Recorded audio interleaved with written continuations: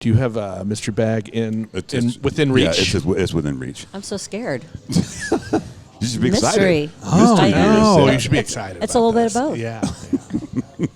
You know what I like is like the audience is really going to like this because there's no light on me, so they can't actually see me. That's really that's healthy. It's like mood light. It's like mood lighting. You want less of me in the video. You can fix it in post. You can fix anything in post. Well, that's not true. I like that you came with whiskey in hand. I have the ranch water. I've got I'm a fucking legend. There we go. Which is just water. That's just water. Okay. And then I've got my Annex collection. Got it. Yeah.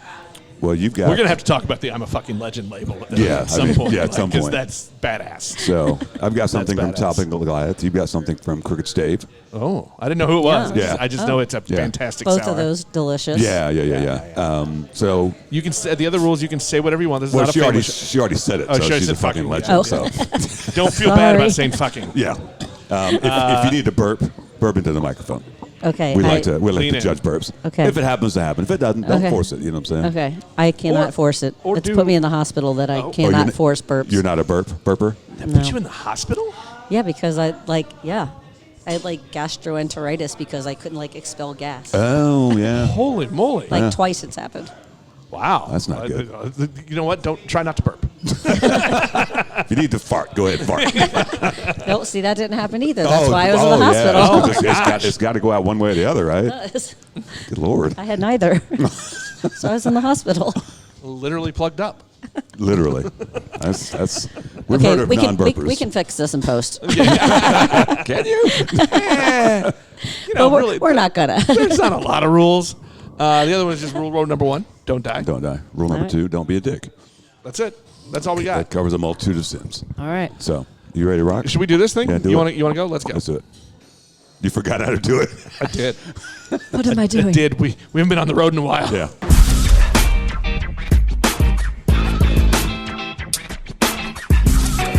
Which one am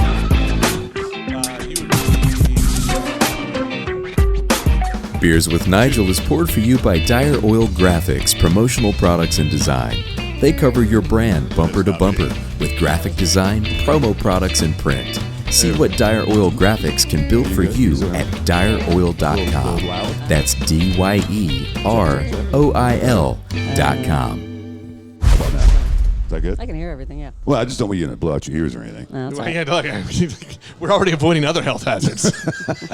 Hey, welcome to Beers with Nigel. It's a show about beer And other stuff. or other things, depending on the iteration that you. Someday, you know what? Maybe year 5, we'll pick one. I think we're in year 5, actually. Holy shit. Nice. That's true. Yeah, That was going to be one of my questions. Yeah, this is March, whenever it was. Next month will be March 5 of years. 20. Yeah. Can you believe that shit?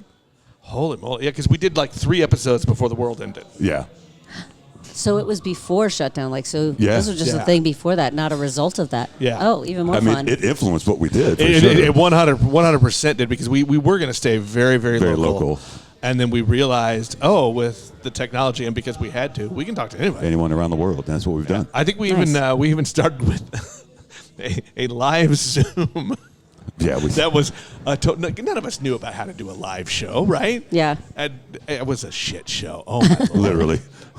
Yeah, we had Mac from Diametric. At yeah. that point, it was not Diametric. There it is. Good starter. Yeah, it was. I'll call that a 6.3. Yeah, that was coming out hard there. No, it was New Axiom back then. Yeah, it was still New Axiom, and then we had 60 people join the Zoom, and I didn't know how to mute them Oh boy. because Yes. I tried, and then they kept going. It was bad. It was really bad. Yeah. Well, welcome to the show, Celina Thank you. Tio. We talk about we've had guests on this show that we call forces of nature. I would say Celina's probably one of those because she does a lot of things and a lot of things well. Oh, thank you. Well, yeah. I mean, Thank your you. reputation precedes you. We laugh because sometimes we're like, "Isn't that a person will actually come on our podcast?" Yeah. But I think I've harassed you enough. I mean, most of the time we're like, really? They want to come on our podcast? Are they okay? So, how many titles do you have? I know chef is one of them. Bar owner, restaurant owner. Bar owner, restaurant Yeah, owner. but how many things do you have on your certified sommelier, certified cicerone. Okay. Wow. Then I just know a shit ton about American whiskey. Okay. I That's don't know 50, as 11 much. things. Yeah, I that's don't a know shit as ton. much about Scotch and Irish whiskey, but I enjoy them too. But definitely more American whiskey leaning, of course. You're a woman after Nick's own heart. That's a lot of. Now I'm curious not to just jump into like harder questions or anything. Yeah. It's not- Harder questions. Let's see, Wink, maybe wink. This is not hard. I can do. Let's see. I can sometimes diagnose the hot water or the HVAC unit. Sometimes I change the belt on the hood on Okay. the roof. Let's see. What else do I So do? other duties as assigned. Yeah. Volunteer chosen or Of course. voluntold. Indeed. Queen of the castle. I mean, you have to be when you own a restaurant, right? Yeah. I mean, Gotta do it all. Yeah. So It's interesting that you said you like the American whiskeys and the scotches, because I don't hear that as often. Usually people like one or the other. Well, that's true. So I definitely am more American whiskey leaning, but when you go to a tasting, a Scotch tasting or whatever, Irish whiskey, when you hear the whole story and what's going on with it, you definitely have more of appreciation, because I know my brother took us to a Scotch tasting. I was like, all right, well, as long as it's not something like, some smoky Lafroig, whatever, I'll be okay. And he's like, oh, well, it's Ardbeg. And I was like, man. is that all the peaty stuff? It's like That's Lafroig. what gets me is there was that really smoky, peaty, heavy peat. I just can't. Yeah, I want to. Well, but I love I'll those. tell you, I like mezcal more 'Cause than you're- Scotch, 'cause but you're a crazy they're kind of Brit. similar, Yeah. But- Yeah. So I don't know. You can't explain it, but when you hear the story and behind each brand or whatever, you're like, oh, I do like this. And I'm sitting down here thinking about it and tasting and all that. Then you like it. So. I think you're right. I think that's with beer, that's with wine, that's with Absolutely. spirits. Like when you know the story, when you know what they're trying to do. I think it really, like, I'm not a huge wine person, but I love going for a wine tasting, because then they're going to tell me the story and I'm like, oh yeah, I do taste that thing they're trying to do. Yeah. And that makes me like it more. And even more so if you have somebody telling you and that person's passionate about it, then you feel it. Yeah. Yeah, absolutely, Yeah. absolutely. I think with all of the drinking things, that's a Indeed. truth. Yeah. Yep. So we're sitting here at your restaurant, the Belfry. Yeah. What do you call it? A restaurant bar? What do you call it? A restaurant and whiskey bar. And Whiskey I don't know. and beer bar. It's everything. We Yeah. have everything Badass now. place. Yeah, it's a really great building. Let's go back. I mean, how did you get into food, booze, that sort of thing? What's your background? Where are you from? So I'm originally from outside of Philadelphia. So you're rooting for the Chiefs? Chiefs. So just wondering. I'll tell you. Last time 2 years ago, I wore a Chiefs jersey and an Eagles hat. Now, see, I'm not quite Mama Kelsey. I'm But, going to question that, because I feel like you got to choose sides, even if it's the wrong side. I did choose sides. I mean, I wore both things, and Both after. sides. And I don't, you know what? I kind of want to go back and see what happened exactly, because it was. I do recall specifically. It was right around 12-ish minutes that I was like definitely not conflicted anymore in rooting for the Chiefs. And you took off the hat, and that's what made them win.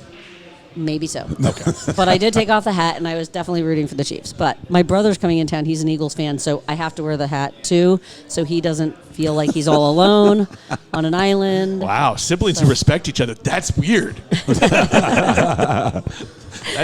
We should know we're recording the Monday before the Super Bowl. Yeah, for those for those that that are going to yes. listen after this, is the Monday before the Super Bowl. Because we know Chasing we know history. you're not going to edit this before the Super Bowl. It's not going to be up for the Super Bowl. Like I'm already 2 behind. Yeah, well, all right, 1.5. 1.5. So Philadelphia. So Philadelphia, Yeah, and let's see, how'd you end up in Kansas City? I took over the executive chef position at the American restaurant in 2001. So Okay. And how'd you get into chefing? What was your background? I Because cooked. you probably know Taylor from Diametric. Taylor Jones. I don't know him personally. Okay, No. but you know of him. Yes, So yes. his whole story, how he got into cooking, was because as a kid in Topeka, he watched his grandmother bake bread. Mm-hmm. So that was the first thing that he learned how to make was bread.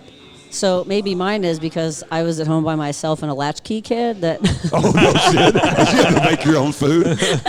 I'd make my own food. Word. So like, I would give my dad a grocery list, and my mom would get mad, and I will not send this podcast to her because she's always like, don't tell people that. I'm like, but my mom didn't cook anything. Nothing. My dad was the cook, and my mom's dad was the cook. So I spent every summer in Venice, Florida, and my grandpa Julian, the name of my old restaurant. Oh, that's where the name comes from. Yeah, so that name came from my two culinary inspirations, Julian, my grandfather, and Julia Child. So when I was a kid, I would watch Julia I love Child that. reruns.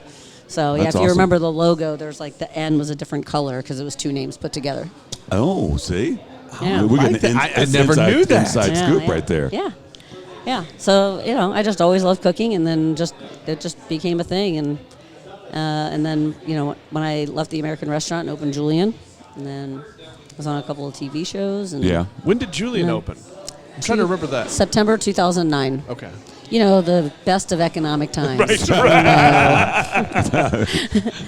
Yeah. No, It's like opening a place during COVID. You know what I'm saying? Yeah. As a lot of people did. you just got to go for it. I mean, How many breweries did we talk to that were like in process of opening? Oh, yeah. Yeah. And then COVID hit, and it took 2 years, 3 years. Yeah. I mean, where I mean, work at Vine Street? Transparent. I mean, that's well, at least they were a little later though. But like Nolan at Nolan? Transparent, Yeah. it was August of 2020. Right.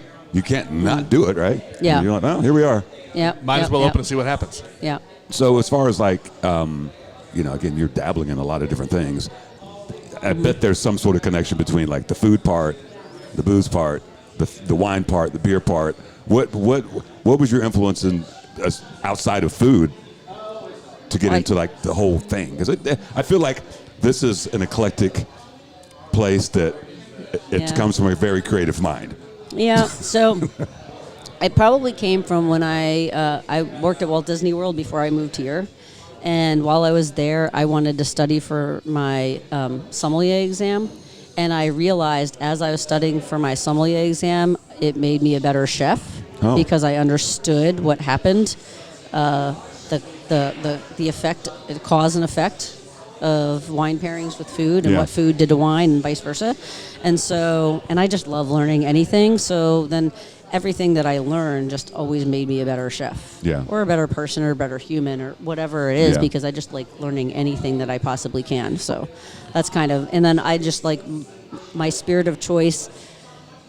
The family probably doesn't want to hear this. So I went to a private Quaker boarding school, and so on the weekends, we would go to some friend's house and we would spend the whole weekend there. But there were rules like once you were there, you couldn't leave. Like you stayed there. Yeah. We would sneak the parents' wild turkey. So that was like wild turkey. That's why. Love that. So if you didn't know this, so my Spirit Moon Age, my bourbon, is proofed at 101 as my nod to wild turkey. Oh. Yeah. That's Nice. That's pretty Yeah. cool. I like that, but it is, I really, like you said, it's eclectic, obviously a creative brain, because I feel like, the American and the Julian, such focused things. And then here you've got all the things. All of it, yeah. I mean, Indeed. was that like a need that like I need to play in a lot of things, or because I feel like it's such a hard right turn. Well, you know what? It was more of a want. Like, I just like they're like, what's the menu? I'm like, anything if it goes really great with beer and wine. It could be anything, So like we have a $12, $14 entree, and we have a $36 entree. We just like it's a. I wanted a place like Julian was, like where you could have chef-driven experience in food, but it not consume your entire evening unless you wanted it to. Yeah. Right? So back in 2009, that was uncommon. If you wanted chef-driven food, you were there for 2.5 hours. Right. Julian, if you were two-top at 2009, you could have a chef-driven experience and be gone in an hour if you wanted to. Yeah. And if you want to hang out all night, we're happy to do that too. So it's kind of the same thing here, but it's definitely more casual here because our tables are high tops, and when you walk in, it looks like a bar. It doesn't look like a restaurant. Right. So it is a little bit different. Yeah. It's a great space. I remember it's been years, because how long have you been here now? 11 years. So we had our ZZ Hops Christmas party here, and that was probably 10 years ago. So Holy moly, you had that back. And so you remember that was called Collection at the time. Yeah. Yeah, so that we've been coming here for years. that kind of went quick. It seems like, it's surprising it's been that long, over 10 years. Is it surprising to you? It is surprising to me. It's kind of one of those things, like it doesn't seem like it's been that long, but you like kind of like a child. It doesn't seem like that long, but you can barely remember your life before it, sort of thing. Yeah. So yeah, it's kind of crazy. So And COVID probably helps with that too, right? Because it's like there are things that happen pre and post. Yes. And that's kind of Yes. it. Yeah. Yeah, that is true. The delineation of our lifetime.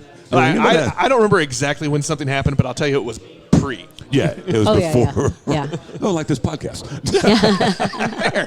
There you go. And here we are. So as far as your chef life, what was it like to? Because we asked a lot of brewers, at what point do you decide, oh, I'm a home brewer or whatever, and what part of your brain says, you know what, I'm going to open a restaurant? When did that happen for you? Well, when I was at the American and I won the James Beard Award, I was like, well that probably that helps, sure. It does. It's like either I'm going to ride this wave boost. or I'm not. Yeah. So I opted to just go for it. Was that a goal before that? No, to open my own place. Yeah. No, not really, because I worked at the Ritz-Carlton, I worked at Walt Disney World, and like when they redid restaurants there, I mean, they were like $8 million projects way back then.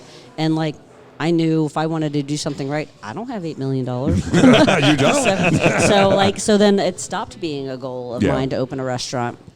And then when I won the Beard Award, I was like, well, maybe I can just open a little place. I just want a little place. Yeah. That's what Julian was. What's that experience like? The beard experience? Because I mean, that's it. That's the thing for so many people in that business, and I'm just. So when I was at the American, I invited chefs from all over the country or world. I'm trying to think if I had some people outside of the country, and I invited them to do Friends of James Beard dinners, right, to fundraise for the James Beard Foundation, and because of that, then other people would get my name or hear that I did that or whatever, and I would get invited out. And so you end up doing events all over the country and or world. I've done events, food and wine festivals in Bangkok and whatnot. And so, when you are all over the country, you come across so many chefs, and they try your food. They know you as a person. Yeah. We've met firsthand, and they've tried your food. I've tried their food. And then you seek out going to the restaurant. So, it's just kind of like that. And then they nominate. The process was a little bit different back then. Well, that's what I wondered. I mean, how you get nominated? Is it kind of a networking thing that helps? Obviously, that's not all of it, but. Well, I mean, me doing all sorts of festivals or whatever, or wine dinners, that helps, right? Because you meet a lot of people, I guess. So I guess. And I haven't looked at like what the criteria is, but my understanding is, because I can vote on it, but in the initial process, you can, anybody can nominate a chef. So then that's where that comes up with the long list. And then past winners and media then vote and kind of narrow that list down and kind of say, this is who we think should be on that list or whatever. And then that's who goes to Lincoln Center, wherever it is in Chicago now. Do you feel like I should know that? I mean, since I was at Lincoln Center, so I don't know where it is now. I mean, since you won the award, and now it feels like Casey's a little more like we're on the radar more than we were. Like you hear more about more local chefs making that nominated list. Oh yeah, and like we have 6 right now, 7. I think that are nominated in Kansas City. Yeah, I think so. Yep. How has that changed kind of how Kansas City's seen, or do you know? Are you around enough that you can kind of? I mean, I'll hear other people talking, but all ships rise. You want more people to be recognized in your own. I'd rather you don't want to be the only fish, the big fish in a small pond. I mean, sure, you can be the big fish in a small pond, but you kind of like everybody. We all succeed together. Yeah. I just wanted it's no destination if there's just like one person to go that's see. No fun. And that person wasn't me. So. So what was it like when you got nominated? Were you surprised, or what was your first reaction? Yeah, no, I was surprised because at that point nobody ever saw this other list that we see today, which has like 15 or 20 people on it. Nobody saw that list. That didn't exist. Really? Kind of like with the Oscars or the Grammys. Like, nobody knows what the 20 people. They only know the 5 or whatever, right? Yeah. To make it to that point, that I was surprised, and obviously a lot of gratitude to my Yeah. peers, because at that point I know that it was my peers that picked me and put me there. Yeah, So that's fucking cool when somebody's like, we think you should be nominated. Yeah, that's yeah, pretty yeah. damn Yeah, cool. yeah. That's pretty damn. You know what time it is, Nick? We're about I 15, think so. Let me 20 minutes. Let me in. look at that clock. Mystery beer. I don't know if you know that voice. That is Bree Burrows from Nice. from Big Rip. You know, she decided to sing the Mystery Beer song one day, and we was like, "Oh, that's going to be our loop." Yeah. So you get to, as you might imagine, this is the Mystery Beer bag. You might imagine it came from a golf course. We don't know which golf course, but because he's not talking. Yeah. So you get to And pick then he a- ran away from home. So So you get to pick a beer out of here, and you can tell us what it is. We play a little game. It's called Guess the ABV. So try not to look at the ABV on the can. You can tell us where it's from and what it is, and then we'll pour it. And it's guess. like Price is Right rules. Wait. I'm picking the beer. Yes, you get to And- tell us what it is, Okay. what style, where it's from, yada yada yada. Okay. If you know, sometimes ABV is hard not to see it. So Yeah. if you happen to see it, we'll still play the game. yeah. You know. Anyway, just dig away. You never know what Nigel's going to put in there either. Yeah. Okay. All right. What you got? Treat yourself. Fancy ass peanut butter cup milk stout. Oh yeah. Where's that from? City Barrel. City Barrel. I just had a can of this the other day. Did you? Did you look at the ABV? I've never had I it. don't remember. That was 2 drunks ago. Shout out to the folks at City Barrel, because we normally bring mystery beers. They have their own mystery beers, like a bus tub of mystery beers Yeah. on the podcast. You can put that down while you open it and pour. Okay, good. So we'll talk amongst ourselves, because that's a skill. If you could hold a microphone And crack it open, crack it. I mean, yeah, that's it's a skill. So I just had this on Friday shout out to our friends at Local Liquid. for passing that around. Yeah, we went over there and potted with those guys, and they sent us home with a few beers, which was very nice of them. So Thank you. shout out to those folks. That's fine. You can. You guys want some mystery beer? You can short Nigel. I'm okay with that. Get a couple of tasters where you can have, so you can come play the game. We'll get that's our spectators right there. So, Shelby and Chris over there. so if you want to do the play the ABV, you have to play guess the ABV. If you don't know what the ABV is of my rye, then you should play guess the ABV. Because Okay, I told you what it was for Moon Age. You did. Yeah, but I didn't pay So attention. we can't do that one. But I've already forgotten. We can, Like, we can still try. you're like, I've forgotten. We have to taste it and try. I'd like to tell you that I was faking that to try to just get some. No. I No. legit forgot. No, it smells like peanut butter. Hey, hang on. I'm going to pause for Like a just, peanut butter cup. just a Okay. second. What are you pausing? At the end of the bar. What there, did you see? Is that Johnny from Karate Kid? Really? That's my chef. Is it? Yes. Look at the hair, like from the profile, though. Is Sweep the leg, Johnny. his name Johnny? Dang it. That's going to be his nickname it. from now on. From now I on, love it. will Sweep you the leg, get him a new chef jacket that says Johnny on the back, And, or Cobra no, Kai? Cobra Kai. Yeah. There you All go. day long. Yeah. Because when he turns, you don't see it, but just from the profile. I love that, and I can't wait to tell him. That is tasty. It's very tasty. Very peanut butter. I love this one. Never had it. I haven't had it. Treat yourself. I'm trying to remember. It's not as high as you thought, I don't think. Oh, there goes my jacket. That's fine. This is peanut butter? Yeah, that's what you said. I did read it, and you told me I didn't need my reading glasses, by the way. I'm a liar. Fortunately, it was big enough print on a white font on a dark background. Nigel Good job, never brings City his Barrel. readers. Let's pour So- some more in these two right here so they can play the game. You So guys you're got to come always over good. and play the Guess the yeah, ABV yeah. game.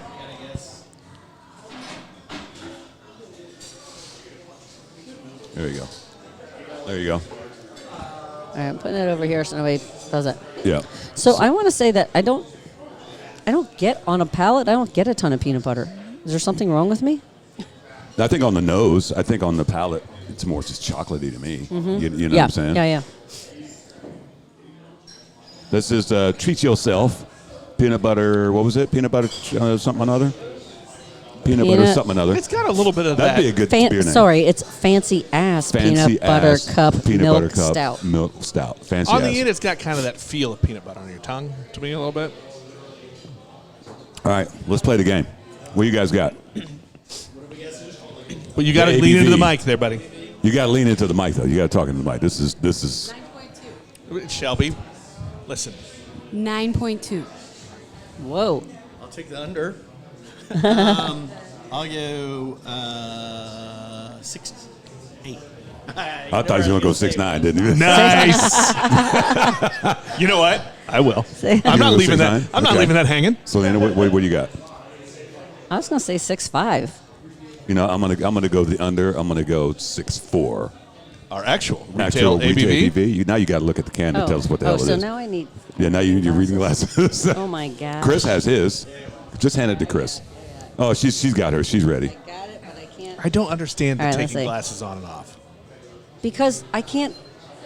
Boom, motherfuckers! 6.5. Make a note. We need to save that. That's at 26 minutes in. Boom, We're- motherfuckers. That's going to be a loop sometime. 6.5. Yeah. Yes. Yeah. Yeah. I was trying to, under. Yeah. You know how it is. Price is right, goddammit. I Well, can't well done. not choose 6'9". I mean, I have a brand. And it's 6'9". Nice. You just gotta lean in. That's right. Okay, I'm gonna go off on a little bit of not really a tangent. Okay, I'm gonna burp again. That's what's gonna happen. I could see you working it. Oh, good lord, very burpy today.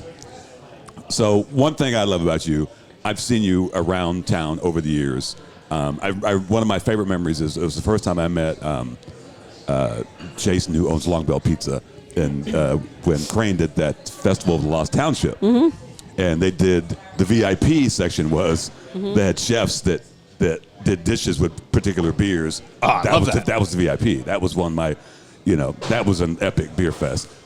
But I love when I go to High Dive and I see you sitting at the bar just drinking a regular ass beer. Oh, yep. That's what happens. That's my hood, man. That's where I go. Is it really? Yeah. That's Yeah. Shelby's hood too. So the amount of times I've come to you, Nick, I'm like, Celina, I need you on the podcast. You know that, right? I'm like, every time I see her, I'm bugging the shit out of her. And she's like, just leave me alone. Probably. No, I just no, got not this at all. out. I just got this out of the mystery machine.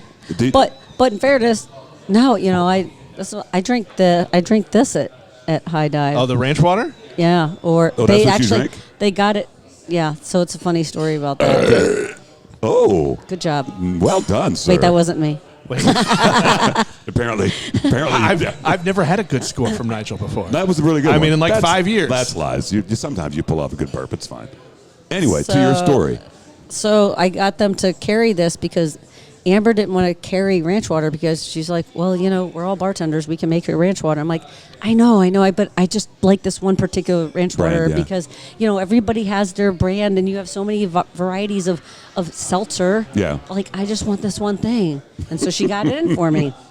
That's awesome. And I started drinking this because everybody was doing dry January. Yeah. And I'm like, all right, I can't fucking do dry January. Yeah. I'm like, I'll do moist January. And so moist. That's another loop. Just so you know, what moist January is, you can drink these during the week and you can have whiskey on the weekend. That's moist January. That's not a. So that's our, with the exception of, for work. 'Cause this is work, Nigel. Correct? My wife Correct. and I are actually trying that for the year. Yes. We're not going to drink during the week. Mm-hmm. We're going to drink on the weekends. Well, today's Monday. No, this is work. Oh, If it's for work, it doesn't count. okay. Heard. We have a sponsor. It's work.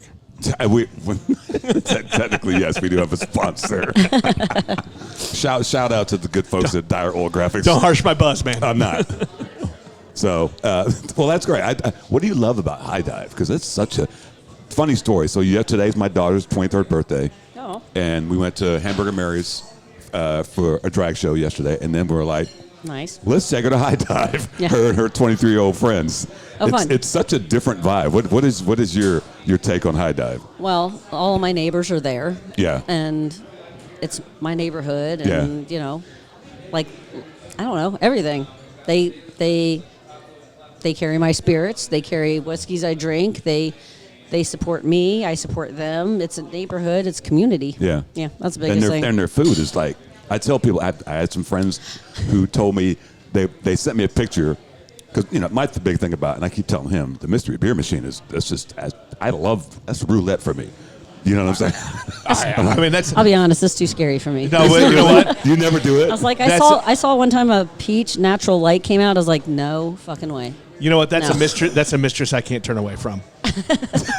Same. I'll do it. I gotta know what's there. So I got a picture last night from the friends of mine, because I've been telling them about High Dive, and I'm like, the food's great, but you got to get a mystery beer. And they sent me a picture, and we had just left, and they sent me a picture. We're here. Thanks for the recommendation. We love it. Everybody we take there, including Chris. Chris had the meatloaf. He had 2 meatloafs. Two meatloafs. The meatloaf's good. I took some home. No, he didn't. He took it home in his belly. So that's the excuse. Yeah, whatever. You ate 2 meatloafs. Come on, dude. That was our last Own it. Sunday for the divisional game. That was our last Sunday. So my friend and I started at our house and then watched the Eagles until halftime. And then we moved to Frickin' Frack because they don't open until 3. And then we finished watching the Eagles there. And then I met my friend Vinny at High Dive, and then we stayed there. And then when I had to walk back to my car, although I was offered one more before they closed at Frickin' Frack, I declined that because I had already given all the 39th Street love. And I was already well taken care of. That's awesome. So let's talk about your beer selection, because obviously this show is called Beers with Nigel. You're Nigel, by the way. And you're Nick. Am I? Welcome. Oh, okay. Today. And I'm Celina. Nice there to you meet go. you. Well, nice to meet you.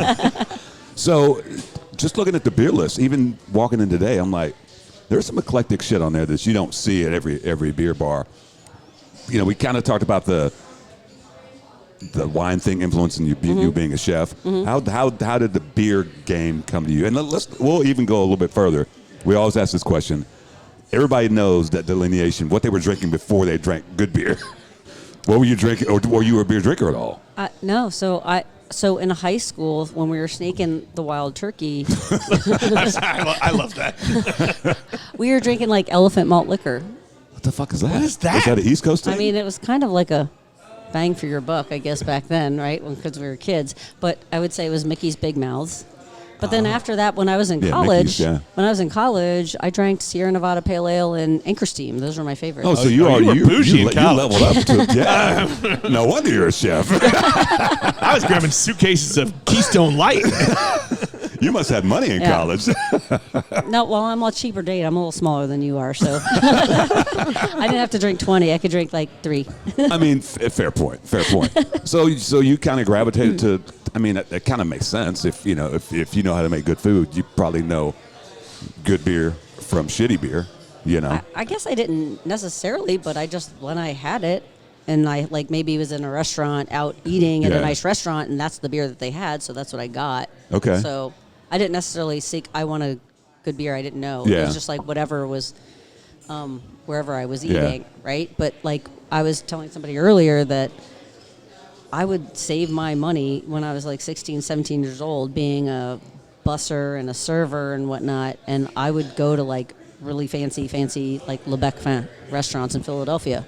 Really? Because that was because that's what I loved. I loved food. Really? Yeah. So you would save your money and go to the fancy restaurants. Yeah. That's wow. Yeah, I would get tableside steak Diane and shit. Yeah. That's awesome. Yeah. That's what I would do. So is that based on you said your dad was the cook in the house and was cooking good shit, and He you was. just kind of you're like, oh, I'd like good food, and this is where you find it, right? Yeah. And my brother also is 6 years older than I am, and so he would, he's like, oh, there's this great restaurant in Philadelphia, because he worked in the city, and so he would know these things, and he was older than I was. So. Wow. You've been brought up right. Yeah. I feel pretty fortunate about that. I mean, hell, I wish, I like good food, but my mom was a great cook, but she didn't teach me shit, so I have to fend for myself. That's how my mother-in-law is. Her mother was an amazing cook with the greatest palate of anyone I've ever met. But she didn't teach. I mean, my mother-in-law can cook, but she didn't learn all the things. Oh yeah, yeah. And it's yeah. just it's weird. Whereas I grew up, my mother was the cook, but I grew up learning because I watched her do it. And now my wife doesn't cook and I cook, but my son does not care. He has taught himself to make macaroni and cheese. He can make his own cheese sauce now. He's very happy. I mean, that's a start. Oh, that is. I mean, I'm not making any damn cheese sauce. At 18, he's figured that out. You know, But that is the start, right? Yeah. So that's Yeah. like, you start at Starbucks with a latte that has 9 ounces of milk and 1 ounce of espresso, and then eventually you are on single origin coffees from Nicaragua, or whatever, right? I mean, so he's making his own cheese sauce, and next year he's going to be making sourdough bread and I hope so, whatever. because I don't bake. So if he learns to bake, I'll be happy. You faked it. So that was kind of weird. No, but it had to come out. I mean, here we are. Here we are. So your beer list, it looks very curated. I'm sure, just like your booze Yes. is curated.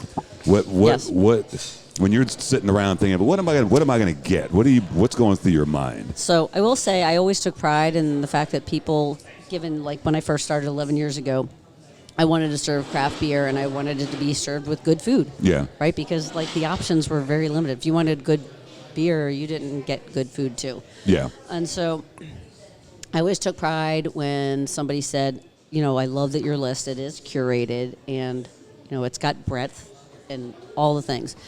But I will say Darius and Cy now are the ones that take care of that. Okay. Yeah, so Darius makes like kind of the choices, and then we have now 17 beers. We have 20 faucets, and then 3 go to cocktails, and then 17 are on beers. Yeah. And so, we always just try to have a sour, a lager, Yeah. 2 or 3 things that are local at least. Yeah. A hazy IPA. So we just try to hit all the feels for everybody. That's fair because a lot of times people come into place. Well, you haven't, because a lot of places don't do sours or don't even have sours, and some people you get people who are like, Oh, yeah. You got a sour? Nope. So Yeah. we're looking at that. I'm looking at that list. That is huge. Yeah, it's all over the place, and it was. Yeah. I want all of them. Can they do a Nigel flight? They probably shouldn't do that. So Nigel flight is a full pour of everything. Well, no, it's a half pour of everything. You don't. Oh. You should not do a full pour of everything. 6 times 16. Yeah, so we're not, 17. That sounds awful. So it came from when Transparent first opened, and shout out to Nolan. They had 8 beers on tap, and so I was like, when I go get a flight, I can do that. it's like 4 ounces, right? Yeah, yeah. No, his are half pours, so they're 8 ounces, Yeah.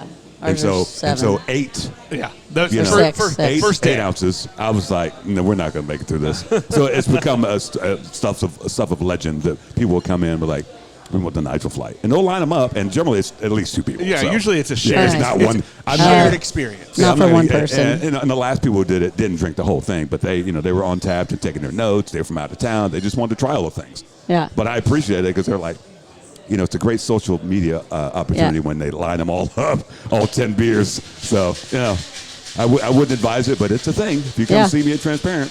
Yeah. But, it's, no. But no, your beer selection it. is Yeah. I love it. There's a couple more things in there I haven't. Thank you. That I'm like, oh, we should have those. Yes. You can. What do we have next, Nick? We can. I don't know. I can't quite actually make out the words. Oh, you can't? I was like impressed that you could. Well, I have context. Oh, okay. Yeah. So- I actually have perfect vision, other than needing readers for like here. Except for that one part. There are many things about Nigel. That's what my eye doctor said. He's like, you have perfect vision, except for when you need to read up So close. you don't have So the correction? 2020, no, Just for you? Oh, for So close. just for reading. Yeah, just for when it's Okay. like right there in front of my I face. see ABVs. grand fashioned near the bottom. That's a cocktail. Yeah, yeah. So the that has my Belfry moon age Manhattan. in it. Yep. Yeah.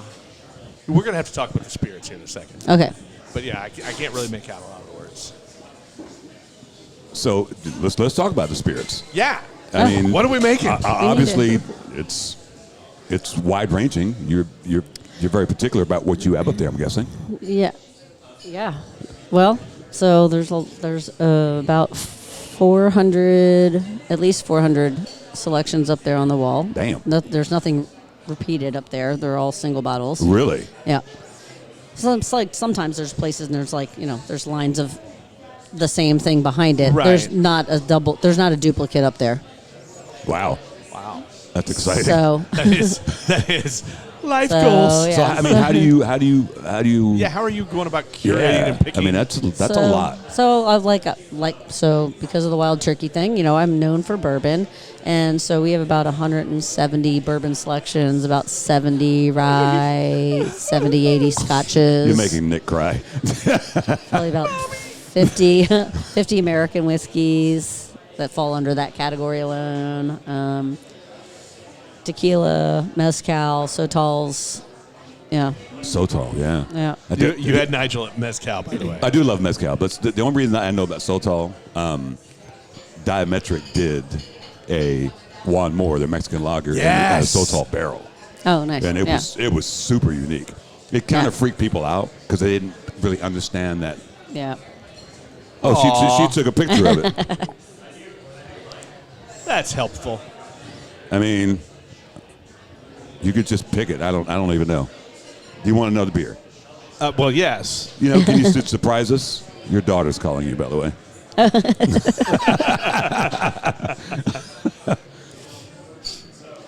So that it's very on purpose what you have up there. Yeah, I mean, so same thing. I want to have something for everybody. Yeah. I want to have, local whiskeys are up here, local products. It's obviously leaning more American whiskey because that's my thing. Yeah. I have all of my single barrels are available there. So I've done a lot of single barrel picks, and then I've got Annex, my spirits company. I was going to say, which kind of was a result of that. That's where I was wanting to get to. I forgot about that. You have your own. Before we get to her own. Okay. So on that, how much of that is you're looking at your menu too and things that you want to go with that, or does it play into your selection? No, not necessarily, because there's 400 things up there. Yeah, that's true. 50 I mean, of them. It's a shit somebody's ton. going to find something to pair with their Five food. of them are specifically paired with my menu. The other 395, I just like them all. Yeah. So, yeah, you try to hit all the things. You try to have wheaters and just regular bourbons and high rise and just hitting all the categories. Just the same thing that we curate the beer list. Yeah. Same thing. You just want to hit all of those. Yeah. Those categories. Same with whiskey. And, some things that are up there that I know guests like and that they're just definitely maybe not my thing. Yeah. But I'm going to carry them because the people like them. Yeah. Yeah. What do you gravitate to? I mean, obviously wild turkey. But I mean, Yeah. is there a style, a thing that you gravitate to? So I gravitate towards mash bills that have high rye and malted barley in the mash bills because to me that creates balance. Okay. Yeah. So when I created Annex, for instance, the Moon Age bourbon is a blend of 21 and 36% high rye bourbon mash bills, and there's 5% malted barley in there. And then for the rye, it's a blend of 95.5 and 51.49 rye mash bills. And so none of them on their own were just right for me because from a chef standpoint, I guess, or my palate, I just I like balance. Now every now and then there's delicious barrels that are amazing on their own. You don't need to do anything. Yeah. Right. So I'll do a single barrel for somebody. I've done 2 single barrels for people through Annex. I don't know. That's just. So do you think the distilling part is an extension of being a chef? Because I feel like you're thinking about these things need this, that, or the other. Yeah, so a little bit so. It is in the extent that, so I'm a chef, so I take what farmers do that I don't do. Yeah. And I respect the carrot because I can't grow the carrot. I've tried, Respect the and carrot. it I was, love that. ridiculous. Yeah. So I respect the people that can grow all the food and pasture the food, all the things. Yeah. But I don't do that. So my thing is being able to put flavors together and put them together in a balanced way. And so the same thing. I don't need to distill. I don't know how to distill. Yeah. I'm not going to pretend that I do. But like a prosciutto or whatever, I'm gonna go to the place that like the family that's been making prosciutto for 300 years. Yeah. They know what they're doing. Yeah, I don't right. need to do it. Yeah, heard. I'm just gonna pick. So I get the product from MGP. I tasted through barrels that I thought were worthy of blending at the time, and then I blended very specific barrels Yeah. to create Moon Age and Collection. Moon Yeah. Age being the bourbon, Collection being the rye. It's funny because people ask me all the time, "Do you brew?" I'm like, "No. Why would I do that? That is not my lane." They Yeah, work. yeah. They work I know- too damn hard. I know way too many people who are really good at it. Yeah. Why would I even try to attempt to do that? Yeah, That's yeah, not, you know, yeah. respect the carrot, man. I you know what? That's good. That might be rule number 3, actually. Respect the carrot. No, rule number 3 is always Yeah, go but for the I don't joke. co-sign that one. Always go for the joke. I've We told you always, that. I've you told you that. always go for the joke. No, that's true, but I don't like that as the rule. But Thank you very much. Thank you. What did you get? Is this a surprise? Is that a stout? Surprise. He said the Jazz Man and the Love Gun. Well, the jazz man. We love do know gun. the jazz man, but Which what's one the you love want? gun? I don't know. Hey, Nigel, give me the love gun. I'm gonna take a sip of your love gun. How about that? Hey. Wait, by the way, let's see. Love Gun. It's a cream ale. That's Oh, yeah. that's a good choice. It's a then. cream ale. did As soon as I Those- smelled it, I was like, "That's cream ale." Oh, yeah. That's Kiss, right? Love gun. Yeah. Yeah. Yeah. Oh, heavy riff. Love gun. Yeah, it's cream ale. By the way, that nice call out on Kiss. Yeah. That was impressive. I was thinking Vinnie Vincent first, who was in Kiss, of course, but then It's a yeah, cream it ale. was It's Kiss. good. Yeah. That's Like, fantastic. it kind of has some coffee notes to it. I don't know why. Maybe it does. I don't know. good. Now I'm curious. Let's give the real palate. The but real palate. The real palate, but I didn't get any peanut butter on the palate of that, so I don't know. Well, Is I it? did get peanut. I got it on the nose. This smells delightful, by the way. Yeah. I really like that. Yeah. But there That's is- so good on the nose. Woody would be proud. You know, Woody loves that's a his cream favorite ale. style is cream ale. So I'm going to say this again. I keep bugging Woody, but I want to get together with Woody and do a big red, to do a version of the big red, Oh, like you did before? like the soda. Yeah, like he did before. What did you get on the end? What did you Well, say? he was saying coffee. Yeah, it kind of got something. But there's something a little. It's not coffee, but it's that little kind of almost that bitterness. Yeah. I like it. Yeah, that's Yeah. good. Well, since we're talking about drinking a beer, you know what time it is. Wait, listen, close. We love you, Bree. Immortalized. I love that. Forever. Bree Yeah. forever. So dig again. Ooh, this is a special one right here. This is some beer karma right here. Oh, yeah? Uh-oh. Yes. It's like- This is. oh, there's- You need to stop we need perfect new like glasses. that. We need new glasses. Do we need new ones? Yeah. Okay. Given what the We're not. given We're not snobby. You want to go get new glasses? I feel like you're about to hop Yes. out of your chair. Okay, Yes. go for it. I'm gonna make sure I don't, like, We'll talk take all amongst this- amongst ourselves. You know what? We can do that. We're actually. it's wrapped around my leg here. So. Uh-oh. Uh-oh. Can you get out? Yes. Yep. Take So off that's kind of what we do. We trap you. You can't get off the show.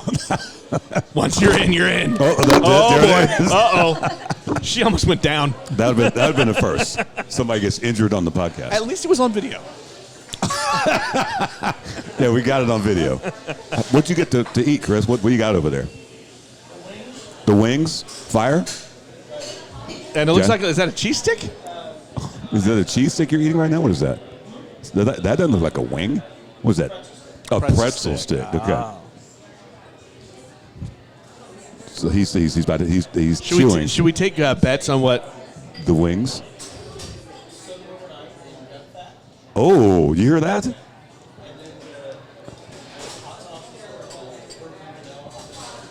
Bourbon vanilla hot sauce. You soak your wings in duck fat? overnight. See that look on her face? She's like, yeah, bitch. Look, I didn't know this was a porn episode. I don't care. I don't care. You said duck fat. You had me at duck fat. And I'm just in love. I think you're still plugged in. Yeah, your headphones are down there. It's a whole situation. I mean, Who was it? It was John that I was all caught up. Remember last time? Check. Couture. Oh, here I am. Okay. oh yeah, he got a little tangled. He got a little tangled. He was in a wheelie chair and he couldn't hold still, and so he was doing this and he kept wrapping the headphone cord around so the he- wheels. So he definitely got Oh stuck. my gosh. So shout out to John. Okay. That episode will post eventually. So what you got there? Brown, Do you need your readers? brown girls brew. Yep. Oh, it Yeah. came in. Yeah, bro. She sent me beer. Oh, I'm spilling it. Key lime pie. Yeah. Oh, Sorry. Oh, no way. So shout out to she talked about this a lot. yeah, shout out to Brown Girls Brew. We podcasted with her, and she sent beer the next day. So all her beers She's are based amazing. on her grandmother's bakery recipes. Yeah. But there's no The what in there. There's no yeah, it's not the it's not a what do you call it, like a pastry style. It's not a pastry. No. It's influenced. Influenced by. Yeah. So this is key lime pie. Okay. Talk So- about. She is another one that is force of nature. Yes. Key lime pie. Oh my gosh. Did you smell that? Smells like lemons, limes. That's sharp.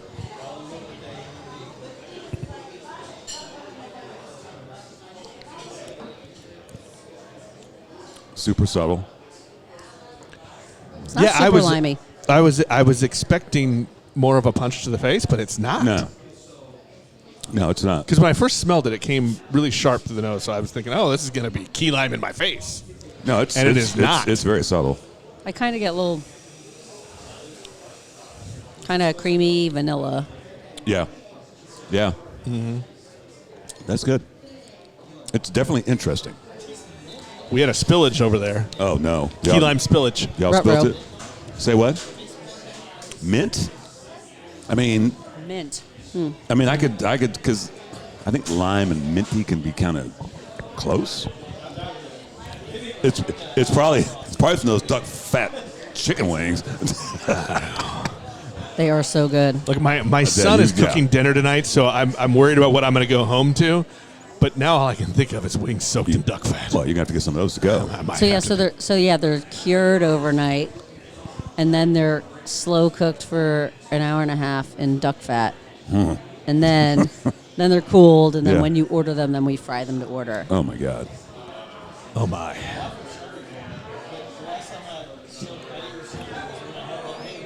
Are you going to mic him up? You say what? Are you going to mic him up or just let him talk into the silence? I'm just letting he said he offered some.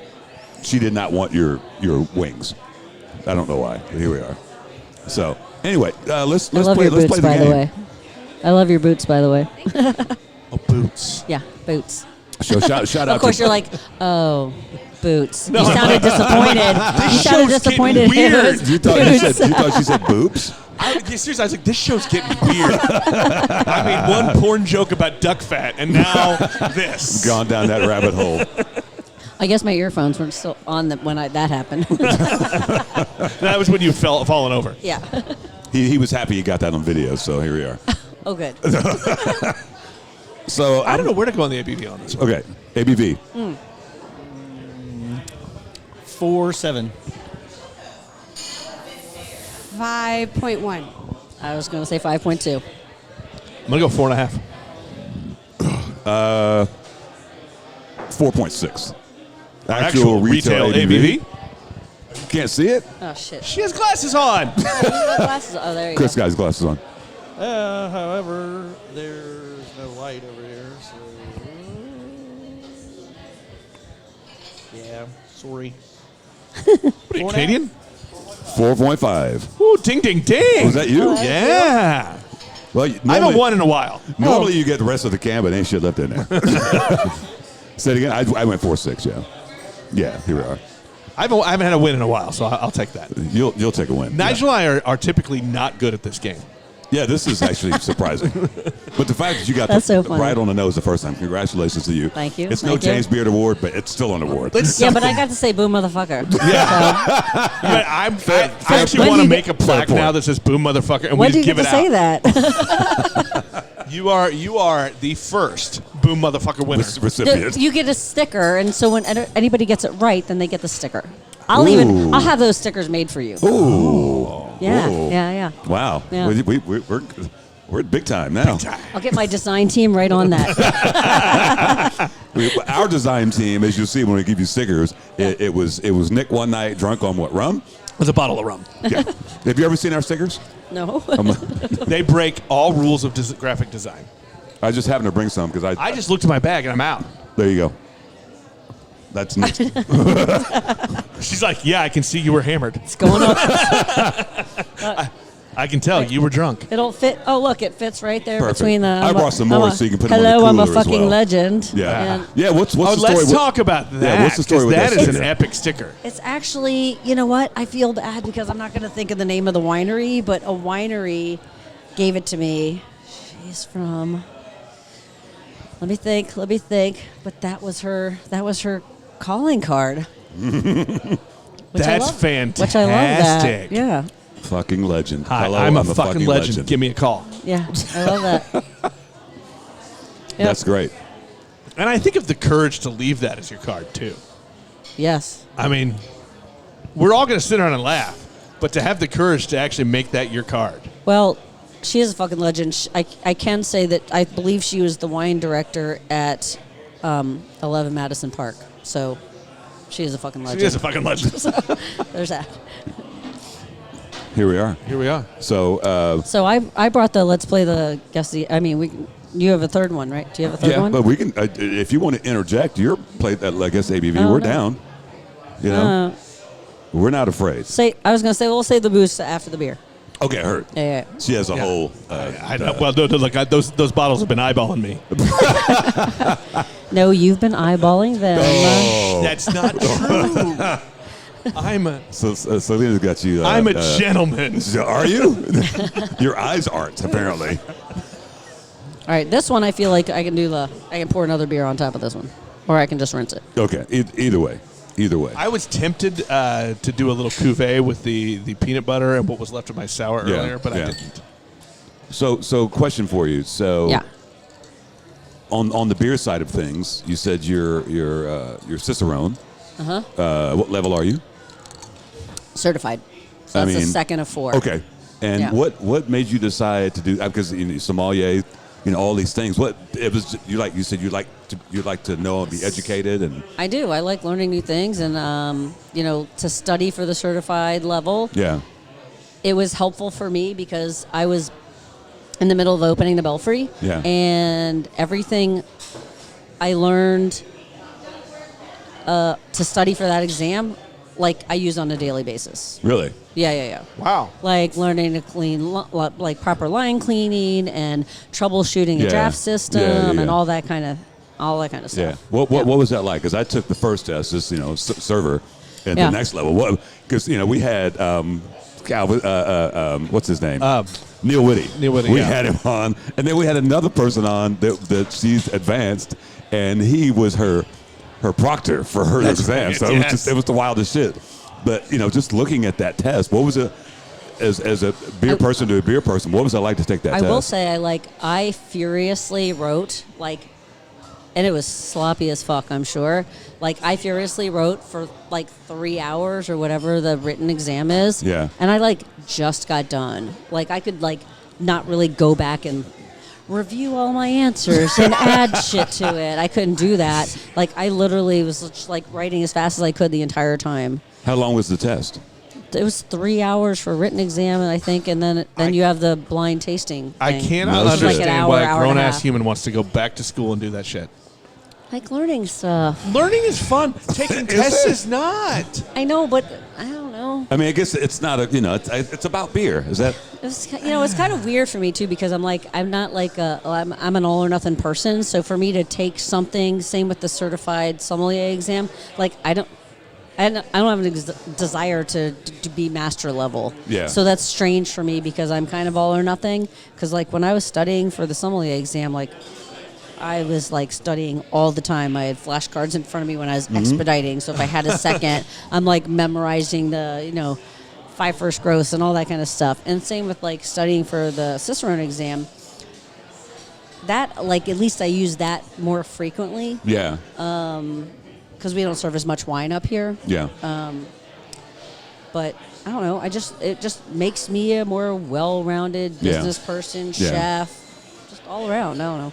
Just an all around force of nature. Got it.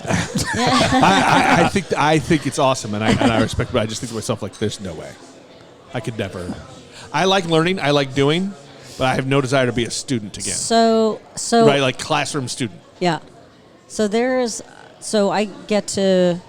So you talked about Neil Whitty, Master Cicerone. Yeah. When they hold master exams, I do the food. I think I can say this. I do the food pairing oral exams for master level. Right? So like I'll ask questions and about beer and food pairings, and they have to answer, and I'm the person that's cool. that grades that. I think it was another time that was for the advanced test, I believe.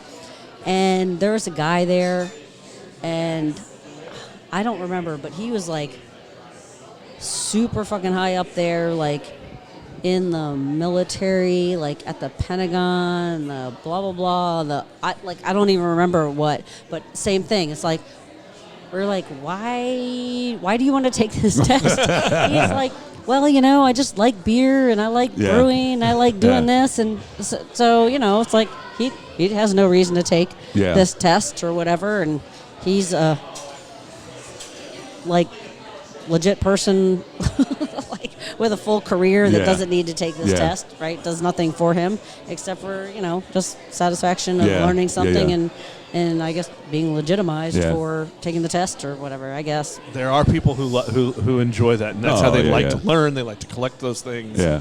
Chris had a good question. Are there any similarities between the Cicerone and the sommelier test? Are there any crossovers in that at all? No, they're the same. They're the same. So yeah, no, they're about the same. So sommelier, there was a taste. Was there a tasting? So I'm trying to think. Yeah, there's tasting and service for the certified sommelier. For certified Cicerone, there's no like you had to open a bomber for somebody at a table. Yeah. Whereas for certified sommelier, you have to open. Like it could be anything. It could be anything.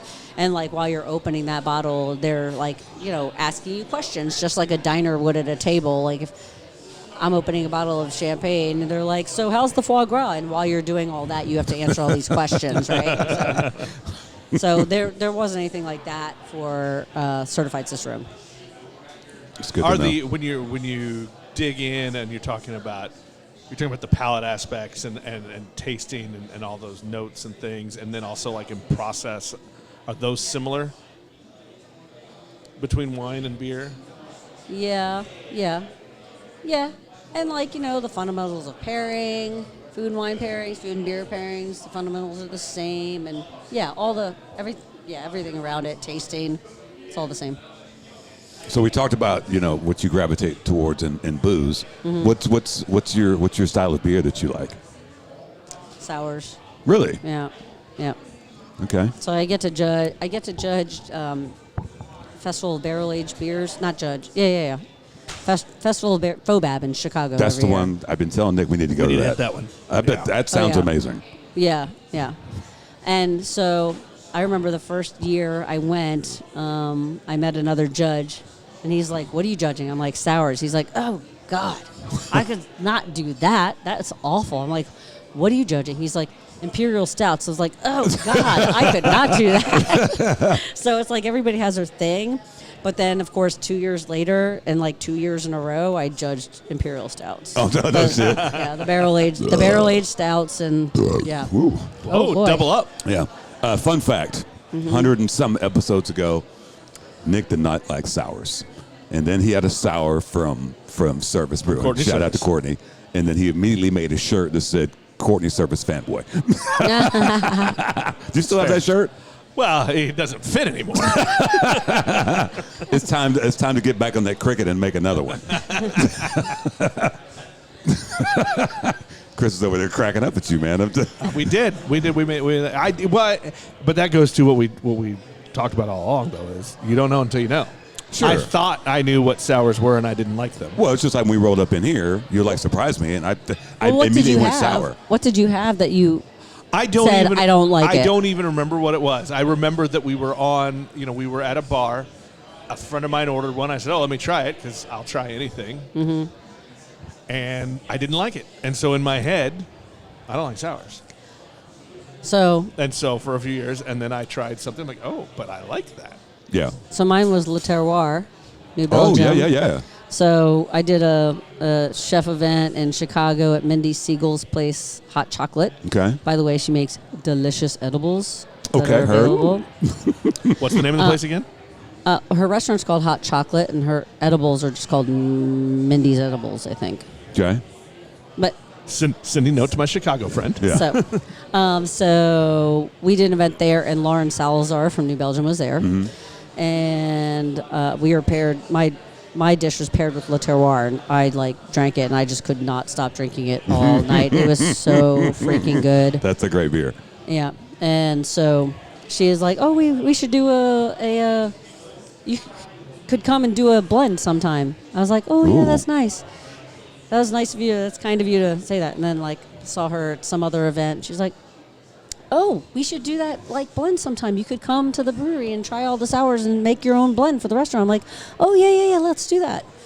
And then she asked a third time, and I was like, "Oh, I better just say yes," because at first I was like, "Oh, she's just being kind," and then the second time I was serious. like, "Oh." Yeah, so then the third time I was like, okay, all right, what, when? I didn't want to lose the opportunity. Yeah. Right. And so then that's when we had NBB Love, and that was at Julian. Oh. And that was actually so Twitter was just starting then. Yeah. And I was just starting doing Twitter, and I was putting out there that I was doing this private blend, and Julian's teeny, as you know, and I had 3 6-barrels of this NBB Love of what my blend was, and I sold out in 39 minutes. Oh, I'm sure. Oh wow. And Julian was not a beer place. No. But there was a line out the door before I even opened, which is not happened, and so that was crazy. And so I did 3 NBB Loves with New Belgium, so private blends that were just for me. And That's awesome. those were amazing. Really cool. That's it reminds me of Ale Sharpton, who did that New Belgium piano keys, which he does every year with New Belgium, and he's just a beer influencer, and they do this style every year that it's called piano keys. You only get it in Denver or wherever New Belgium is, and Atlanta. Fort Collins. Fort Collins, yes. Yeah. So but Yeah. And Atlanta, where I've only had he it. I've is. only had it twice, and that was at Barrel and Flow. Isn't that what he brought? He brought it to our event last year. No, did he bring piano keys? Or did he bring his Ale Force One? I don't remember. Anyway, Smell this now. That's the key lime one. Doesn't that smell all graham cracker crusty? yeah. It really does. Smell that. At the end. Now. Yeah, It smells like key lime pie now that there's nothing. yeah. It smells like crust. I'm so You are burpy gassy today. I'm just burpy. I'm making up for Celina, who cannot burp. So here we are. You're I'm helping here her for out. you. Yeah, I see how that goes. Should we dig in? Should we get this last mystery here? Should we do one more? One more mystery? Well, because we got to get into the we got to mystery. get into the mystery. She brought some mystery booze. They still eyeballing me.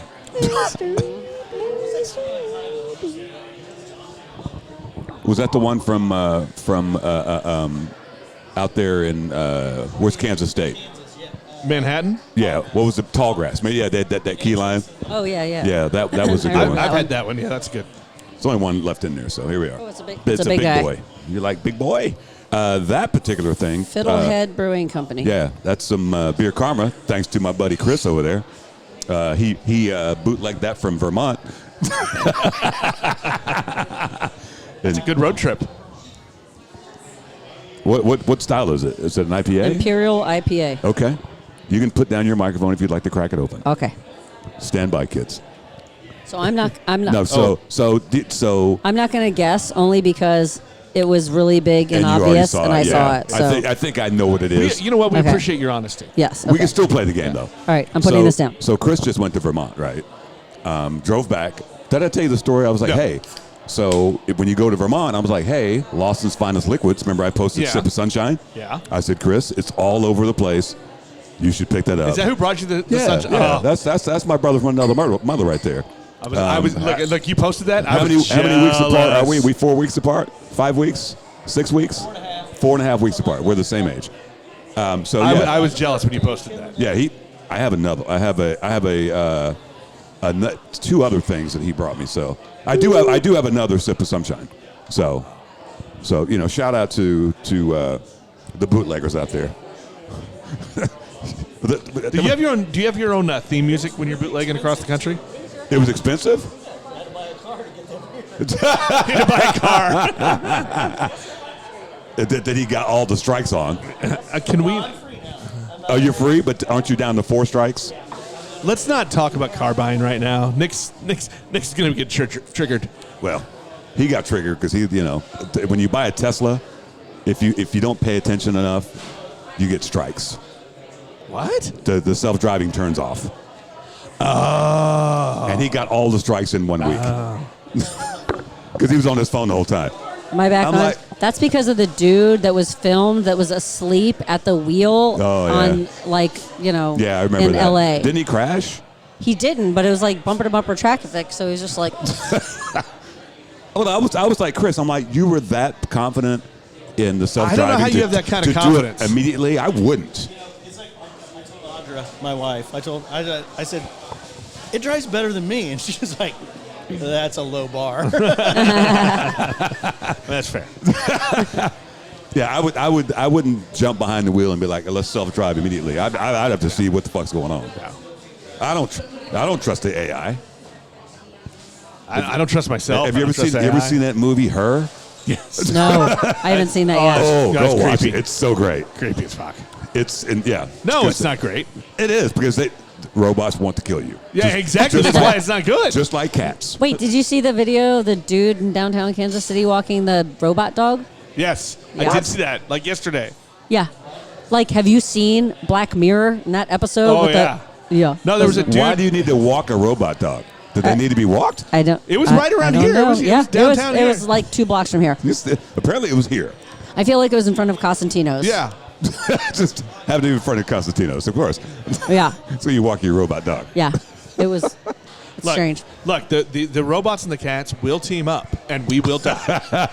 The robots and the cats. And let's be honest. Look, if cats had opposable thumbs, it would have already happened. And if they were bigger, that's why the big This cats bruise are is caged. gone. Can you see this bruise on my forearm? No. What is that from? A cat. A cat? You got A cat bruised that's by like- a cat. It like went Cats on my arm. Cats hate And us. yeah. Is it your cat? Yeah. Does your cat want to kill you?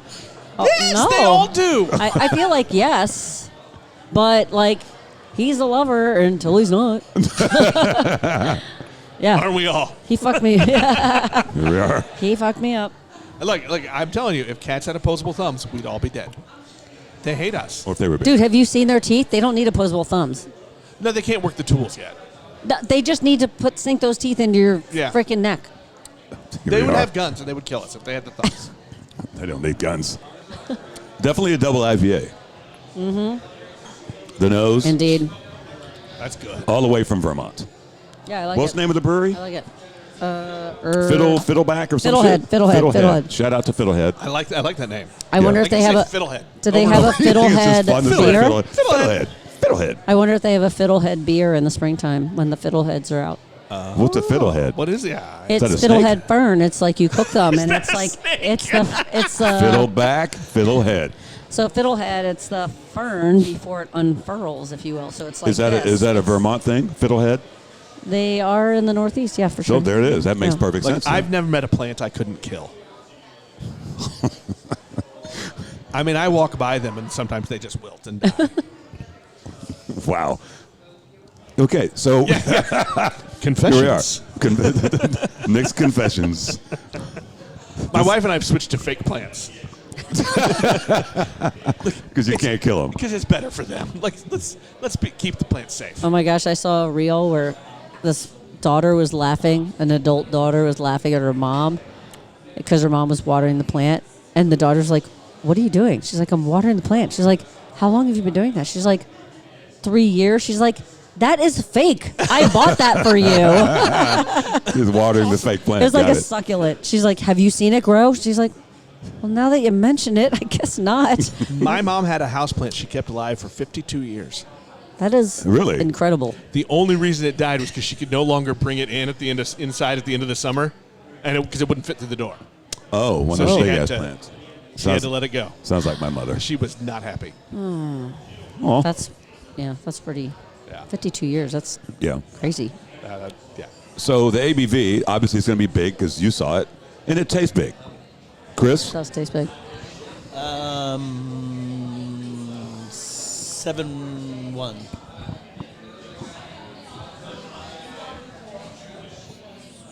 Seven. Man, I don't know where to go on this one. this is the thing. The sneaky thing about those cans, those big ass cans, that's a Northeast thing. You don't see those cans here very often. Yes, is that 22 ounce? The deuce. I think it's around 8 or 9%. I'm gonna go 8-1. I'm gonna go 8%. Actual retail ABV. You saw it. 9%. Woo! 9. Yeah, it's a big It's ass so 9 big. too. You can't even. Which I like that because I was like, oh, well, they want you to know it's 9%. Don't need my readers. It's a big can. That's one of those beers that is a 2x4. I think that's a deuce. Is it 24 or 22? Do we know? All right, now you're asking. Those numbers are not big. Now you're asking for me to find my Yeah, I don't know. I can't. You think the find hops have fallen off? You think so? Did you look it up? Did you find out what kind of hops are in there? I know you were on Untapped. You people who use Untapped. That's one of those beers that, as shout out to So it's 19.2 ounces. 19.2 ounces. It's 1 That's pint, 3.2 fluid ounces. Weird. Yeah. Who Yeah. came up with that can? Yeah, I don't know. Probably the government. Probably so. But that is one of those beers. A shout out to our podcast daddies, the drinking partners, Ed and Day. It's one You of those. gotta tell 'em. They always say if you give somebody a beer that's like 9% or above, you have to tell You have them. to tell them. Oh, yeah. I see. I don't Well, like. so- I don't like that rule. So if I don't tell them, I make it an 8-ounce pour. Okay, heard. So I want it to be like a drink is a drink is a drink. Okay, got it. Right? You're a nicer friend than I am. I'm an owner of a business that sells alcohol. What about your friends? Would you tell your friends if you were just hanging out drinking? Would you tell them? Yeah, this is more If about they're friends. driving home, probably. What if it's a sleepover? No. That's why nobody knew the ABV of elephant malt liquor back when we were in high school because we were all staying over. Elephant. I'm gonna have to look that up. It was elephant what? Elephant malt liquor. Never heard of that. It's got to be a Northeast thing. Yeah, it's 19.2 ounces, man. We can't pour all that out. No, Who I won- get who the won that? responsible business owner yeah, part of it. sure. But as a friend, I don't No. like that rule because I want to fuck my friends up. Yeah. Well, that's not what I thought you were going with that. I was like, whoa. I thought you were going to say you don't want to fuck your friends. I'm like, wow. I mean, there was a bit of a pause. Depends on how many of those Imperial IPAs we've had. So what's your? It's been how many years here now? 11. 11 years. That's crazy. As you look back, how would you describe what you've done? I mean, obviously you've had things before, but this thing at this point is a damn 11. Mm-hmm. It's a damn it's a damn institution. Yeah. As you look back, what are your thoughts about it? I'm happy. It's been 11 years. It's crazy. I can't believe it's been that long. And it was kind of like tough down here because, Tannen, I would say, was the pioneer in this area for being a restaurant in a not developed area. So thank you to JP Wine Bar. Is that what it was? Yeah. JP Wine Bar? Yeah. But yeah, it's been a journey and it's evolved and it keeps evolving. Like as we've added on a pool hall and downstairs there's a tasting room for the spirits company called Ground Control, and then I'm adding on an event space and maybe wine lounge called Wolf Den. That sounds fun. Yeah, so They're it's going to kind the of Wolf like Den. so people kind of feel like they can bar hop here, but not leave. Oh, Because it's like they're all different experiences, right? Yeah. That's cool. Yeah. Yeah. Do you feel like you've hit? Because he said you're kind of an institution now. Do you feel like you've hit that? No, thing? no, I don't take a single day for granted that I'm open for business. you know, and you can't because you're like always. There's always something to be done. There's Yeah. always more guests to try and convince to get in here or whatever, or another event to sell. It's popping for Yeah. a Monday night. Yeah. Yeah. I mean, it's fucking popping. Is this a normal Monday? So, well, in here it's actually pretty poppin', but in the pool hall is actually full right now because we have Stonewall Pool League. Oh, you've got a league. Okay. Yeah, so we have a league there on Mondays. Chris has a question. Oh, he's Hold on. raising his hand. He's like, I got a question. Teacher! Do you, after 11 years, do you still feel like people think of this as a bar and don't realize the amazing food that you have? Like, Yeah. they just like, oh, she has a really good bourbon selection there. Yeah, so yeah. we go there. For But, sure. So that yeah. is definitely a hurdle that I'm still like battle because it looks like a bar when you walk in. And then, I don't know, unless the servers say, I mean, it is the first thing that's on the first page is all the food. But I'm also not like hey, here's the menu from a blah, blah, Right. blah. I'm not here's our food, If you want it, you should have it. And, Motherfucker.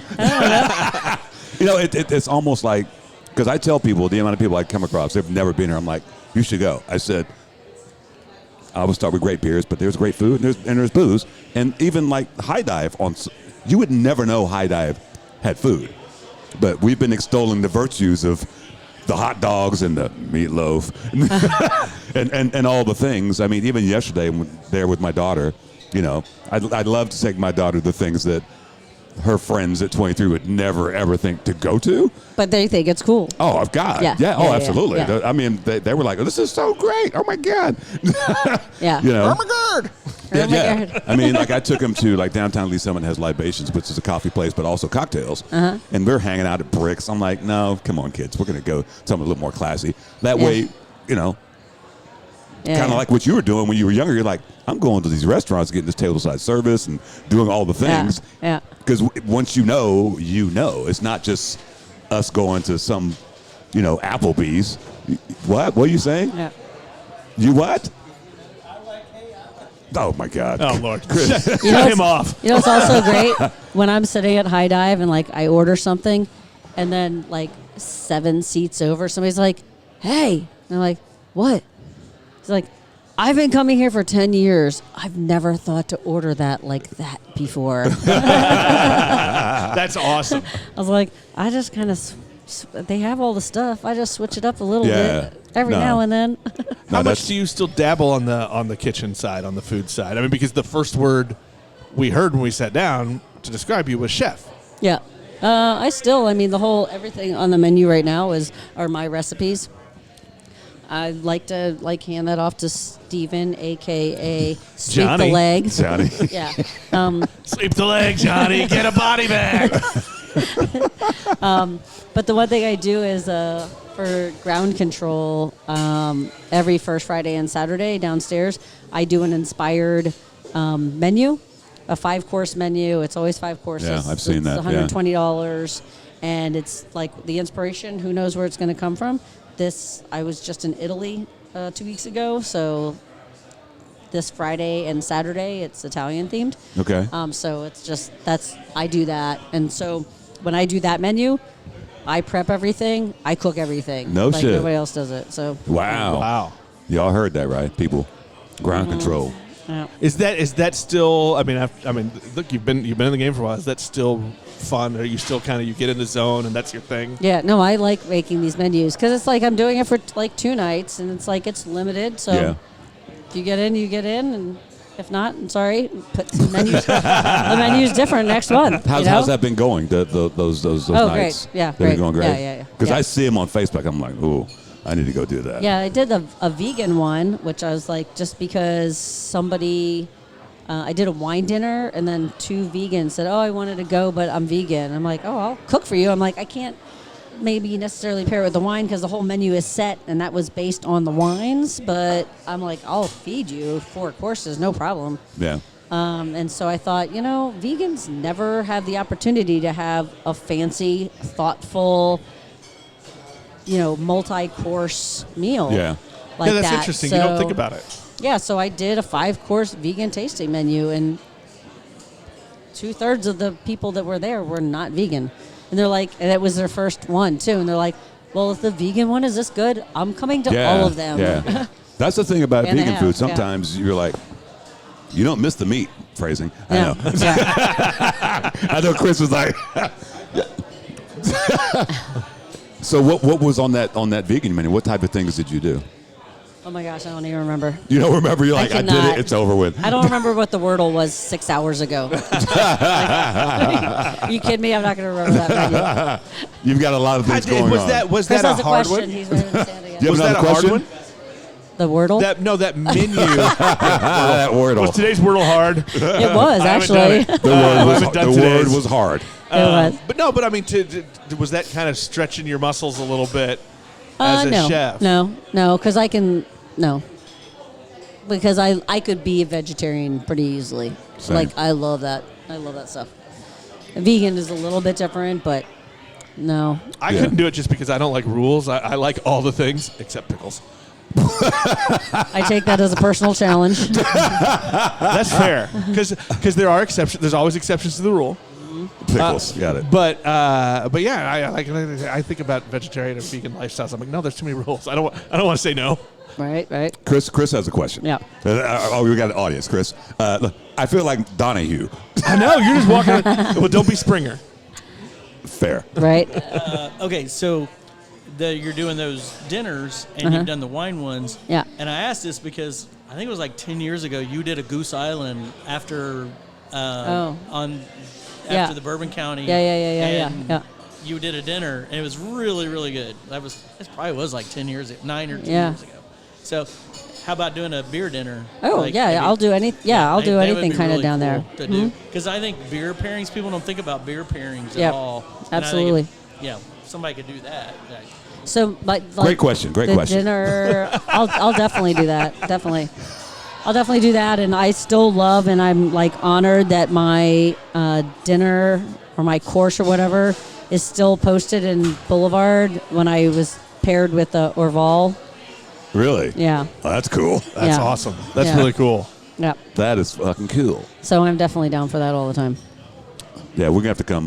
We have to. Well, that's gonna be a little Bring a, outing field trip. Yeah, a field trip. Well, yeah, we all need to come. We to like that All right, field so That would be dope. I'm gonna let you guys talk amongst yourselves. You guys get to burp. I have to pee. Okay, So, so, and yeah, then when we'll- I come back, we're gonna try bourbon. Okay, we'll do the bourbons and then we'll wrap it up. We're an hour and a half in, so I think right.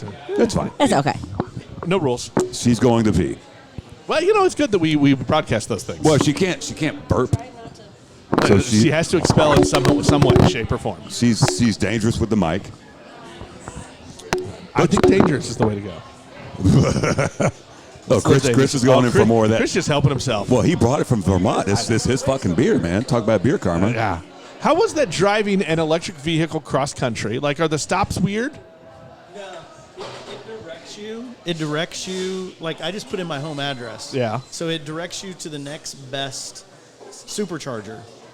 So and basically it was every about 150 to 200 miles, which is about when I want to When you stop need gas anyways. anyway. Yeah, and I want to stop to go.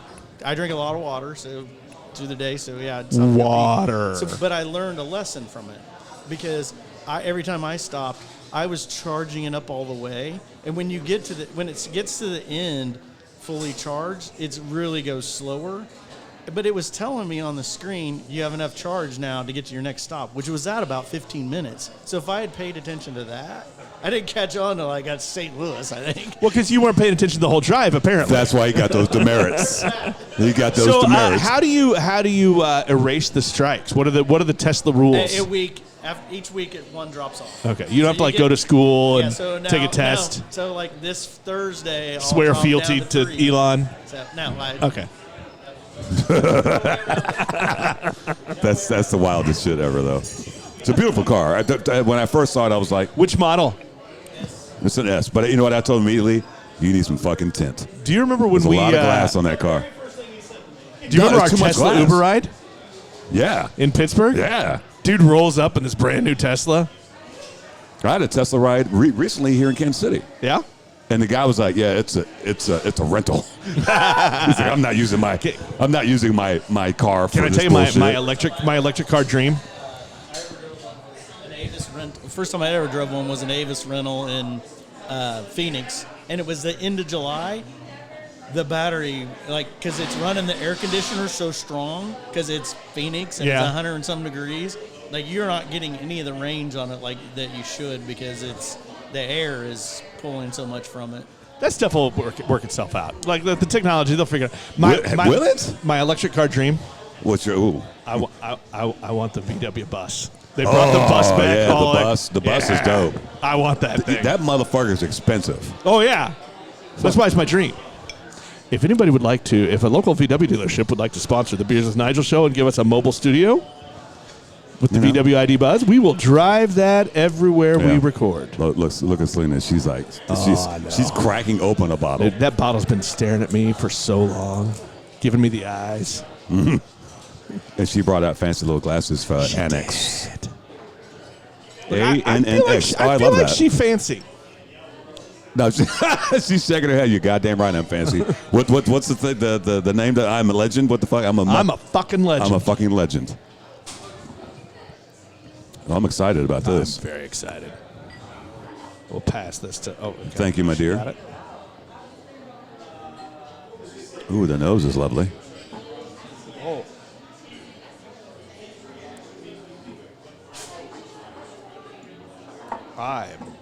All I've done is stuck my nose in there so far. Yeah, I'm digging it already, just based on the nose. Check. I don't know what this is, but I'm in love. Okay, I'm not on. Oh. Sorry, you're unmuted now. Check. Okay. Why they had him muted in the first place. So what do we have here, my dear? So this is my Moon Age. If you can't tell by the name, I'm a Bowie fan.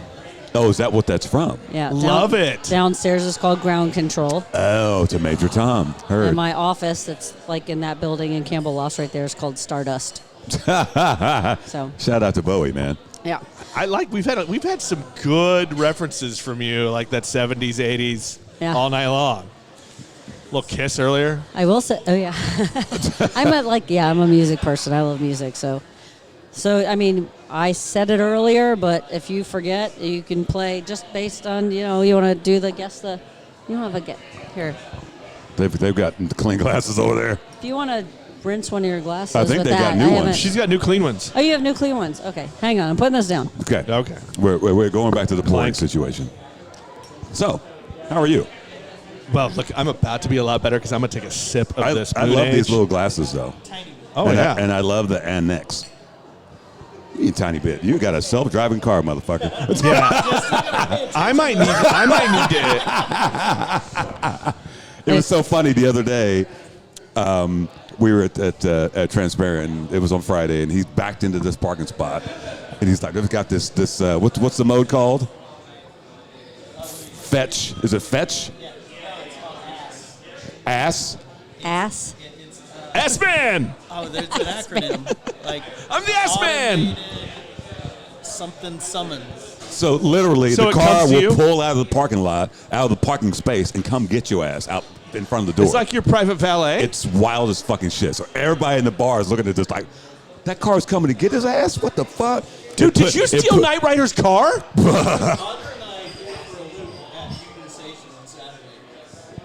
We threw it for a loop at Union Station on Saturday. We called it she had never seen it, and we called it to come pick us up, and it was coming down around the end, and they had so much snow piled up that it was like seeing the left turn thing, but yet the snow was there, so it just stopped.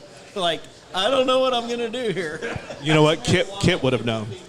Kit would have known what to do. Kit had that eye on the front. Or that Kit little would light. have. Or a human. Kit would have had you human, push yes. the turbo boost button, and you would have jumped right over that snow pile. That's more like Speed Racer, though. No, that's Kit, dude. Come Whatever. on. And Speed Racer. Hey, Thank you. Yeah, totally. Don't fuck with the Hoff. Go Speed Racer. Dude, they were like jumping over bridges and absolutely. lacking all the stuff. 86 beer glasses. Do you have any beer glasses? I need beer glasses. Oh, no. Oh, my gosh. Beer glass emergency. Belfry is too popular right now. Going too well. Business is that good. Yes. So what All are right, we drinking? What are we drinking here? Because I need to try this. So this is my. Oh man! Did you just slosh? I did. Oh no. This is my Moon Age bourbon. It is a blend of 21 and 36% high rye bourbon mash bills. Mm-hmm. I don't know if I said that earlier. You today. did, but there's no wrong with repeating it. It's. You take care of that in post. Okay. By the way, the other rule of this show is we don't edit. Oh my Lord! That's delightful. That's good. That feels wonderful. Available at many restaurants and High Dive. Really? Yeah. Okay. Because it's High Dive. Heard. That's why it's called High Dive. No, that's really good. Want to get high? And I love Yeah. the little glasses. So- Those are super cute. Yes. These have been my signature whiskey glasses for like 8 years. And there's somebody, I can't remember who's out there, that has them now. And I'm like, Somebody's biting your style. Bitch stole your glasses. yeah, somebody stole my glasses. But that's all right. So the annex name. So Annex, so I'm going to show you a picture. So Annex, this whole concept is based off my high school. The Belfry included. So Really? I went to a private Quaker boarding school outside of You Philadelphia. said Quaker? Yeah. That's Quaker, not Mennonites or Amish or what. It's just Quaker. Okay. I mean, Yeah. I heard Quaker. Yeah. I don't know anybody I that's know, Quakers. no, but if you say Quaker, they think of Mennonites. Oh, I People- would never. people think of I wouldn't Mennonites. think of that. I think Quaker, and I think like the Quaker oats. Right, and then people go to Mennonites from that picture in their head. So And you thought you were cool being Mormon. Well, I mean, let's use the word cool a little differently. so Odd. He's not the magic underwear Mormon. No, I'm the Independence brand. We didn't get all the fun shit. your own planet. I got it.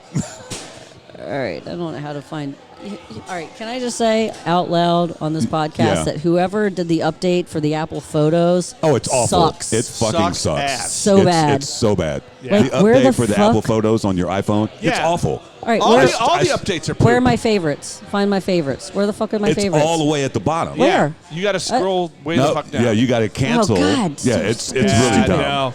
The mail update is dumb. Yeah, it's oh, all- yeah, it's- yeah. Apple did some bad drugs. Okay, so private Quaker boarding school. So Annex was the center of the building, Okay. which connected Boys End and Girls End, now known as East End, West End. Okay. West End girls, by the way. And I'll And tell East you, End boys. and I'm going to tell you that was our walk-on song for lacrosse and hockey. Yes. Because we would sing West Town Girls. Oh, the Pet Shop Boys. Oh, yeah, yeah. you know Pet it. Shop Boys. Yeah. Well, yeah, So, So but you know about the Ni- Pet Shop Boys? Nigel's British side is like, woo, Pet Shop Boys. Hush it. Hey, look, So- I'm a fan. It's fine. So on our campus was a freestanding building called the Belfry, and that's like it had a snack bar and comfy chairs and music and the school store. So like, you'd be like, oh, I'll meet you at the Belfry after I get back from my lacrosse game or after dinner Yeah. or whatever. So that was like the congregation point. So that's what the Belfry is here, like the adult version of Does that. the school know about this place? Yeah, yeah. That's Yeah, awesome. they do. They're like, oh my god, the Belfry in Kansas City. Well, but just everything boarding school is so foreign to us in the Midwest, right? Yeah, I'll tell Like, another there's funny very story. few of those here, There's Catholic schools here. but they're not Yeah. boarding schools. They're Yeah, not. no, I guess no. not. I mean, basically, the only boarding schools I can think of were the old military schools. I mean, how do you end up going to boarding school? Well, I didn't board there until I was a junior. So I started going there when I was in third grade. So they went from pre-K to senior year. Okay. You had to live there your junior and senior year Why? because it was part of the experience and the education. Okay. Because it's prep school, Okay. prepping you for college, for being away from Oh, home. like being in a dorm, blah blah blah, yada yada yada. Okay. So now they don't require you to live in the dorm, which people that of my age think that should still be a requirement. Because I lived 20 minutes away from the school, and I lived there my junior and senior year. Wow. Yeah, That's still just weird to me. yeah. No, it was like it was college. great. It's like college. Yeah. You lived in a So dorm. I mean, That's true. you think about that. That's so weird to me to say this out loud. But like, I haven't lived with my parents or in my house on a regular basis since I was 15 years old. Wow. Wow. That's strange. Yeah. From today's standards, I think. Yeah, yeah. Well, And I being out in think the about Midwest. like all the 80s and early 90s movies that happened at boarding schools. You know, I'm thinking all the horror stories. What movies? Oh, Captain, my Captain. Oh yeah. I don't Was know Robin that one. Williams your teacher? Or what was the one with Brendan Fraser, School Ties? Oh, yeah. Oh yeah. Yeah. All right, What so here's was- a picture of my school. Let's see. Oh, that's pretty. Hold that up to the camera. Which camera? That Oh, one. this camera? Right there. Oh, there you go. Yeah, okay. That's cool. So somebody's like, that's some Harry Potter looking shit. It really is. So that. Did you have a sorting hat? That no. So that is the annex. Right in the middle. Right. So It's just it's still there. That school. yeah. It was founded in 1799, which is why my gin and vodka are approved at 99. Everything is very intentional. Oh, I love that how you throw Yeah. those nuggets around. you must have really had a great experience there. Yeah, I did. To name shit after it, you know what I'm saying? Because Yeah. I'm not naming shit after my high school. No. Shout out to Del City, Oklahoma. No, I'm not. Like my high school existed. What high school? Oh, you went to Truman? Chris Little went, Chris Patriot? went to Truman. I was DW? a Blue Springs Wildcat. You were a what? Blue Springs Wildcat. Yeah. Yeah. But I would never name anything. Like I have nothing that I would want to like do an homage. Like it existed. It was a thing. Yeah. Well, Yeah. I had a good experience, and I had like friends there from when I was 8 years old. Wow. Yeah. So like, our campus was 600 acres. Wow. My vodka's name is 600 Acre. What the? Really? Mm-hmm. You have Moon vodka. Age. I didn't know you had vodka. Yeah, and Do you gin. still have your letter jacket? Gin? I don't. I don't. You should get one though. They should be giving you some sort And- of letter jacket or something. They actually gave me a desk from like, I don't even know the. Do you still have it? Yeah, it's in my office. next Athletes door. they retired number. They retired It's the like a wild little. turkey bottle It's like in her honor. it's like Number No. 101. that is number one. I never drank on campus because you were immediately expelled. Really? Oh. Yeah. So I did not fuck around with So that. did you guys like sneak to places? What was going on? Yeah, you would have to go off campus. They It went would be like 601 acres away. yeah. No, I Yes. definitely would She not. said it's still there. Definitely did not drink. I was Okay. a rule follower. Okay. Well, I mean, I smoked on campus. So, all right. So the story of Moon Age, real quick, is like it was supposed to be called Orion because we used to go past the lacrosse fields, lay on the hill, and look in the sky, and Okay. Orion was there. Yeah, yeah. But there was a trademark issue. So Oh, no. So I called it Moon Age because it still evoked the same stargazing kind of thing. yeah. So that's why it's called Moon Age.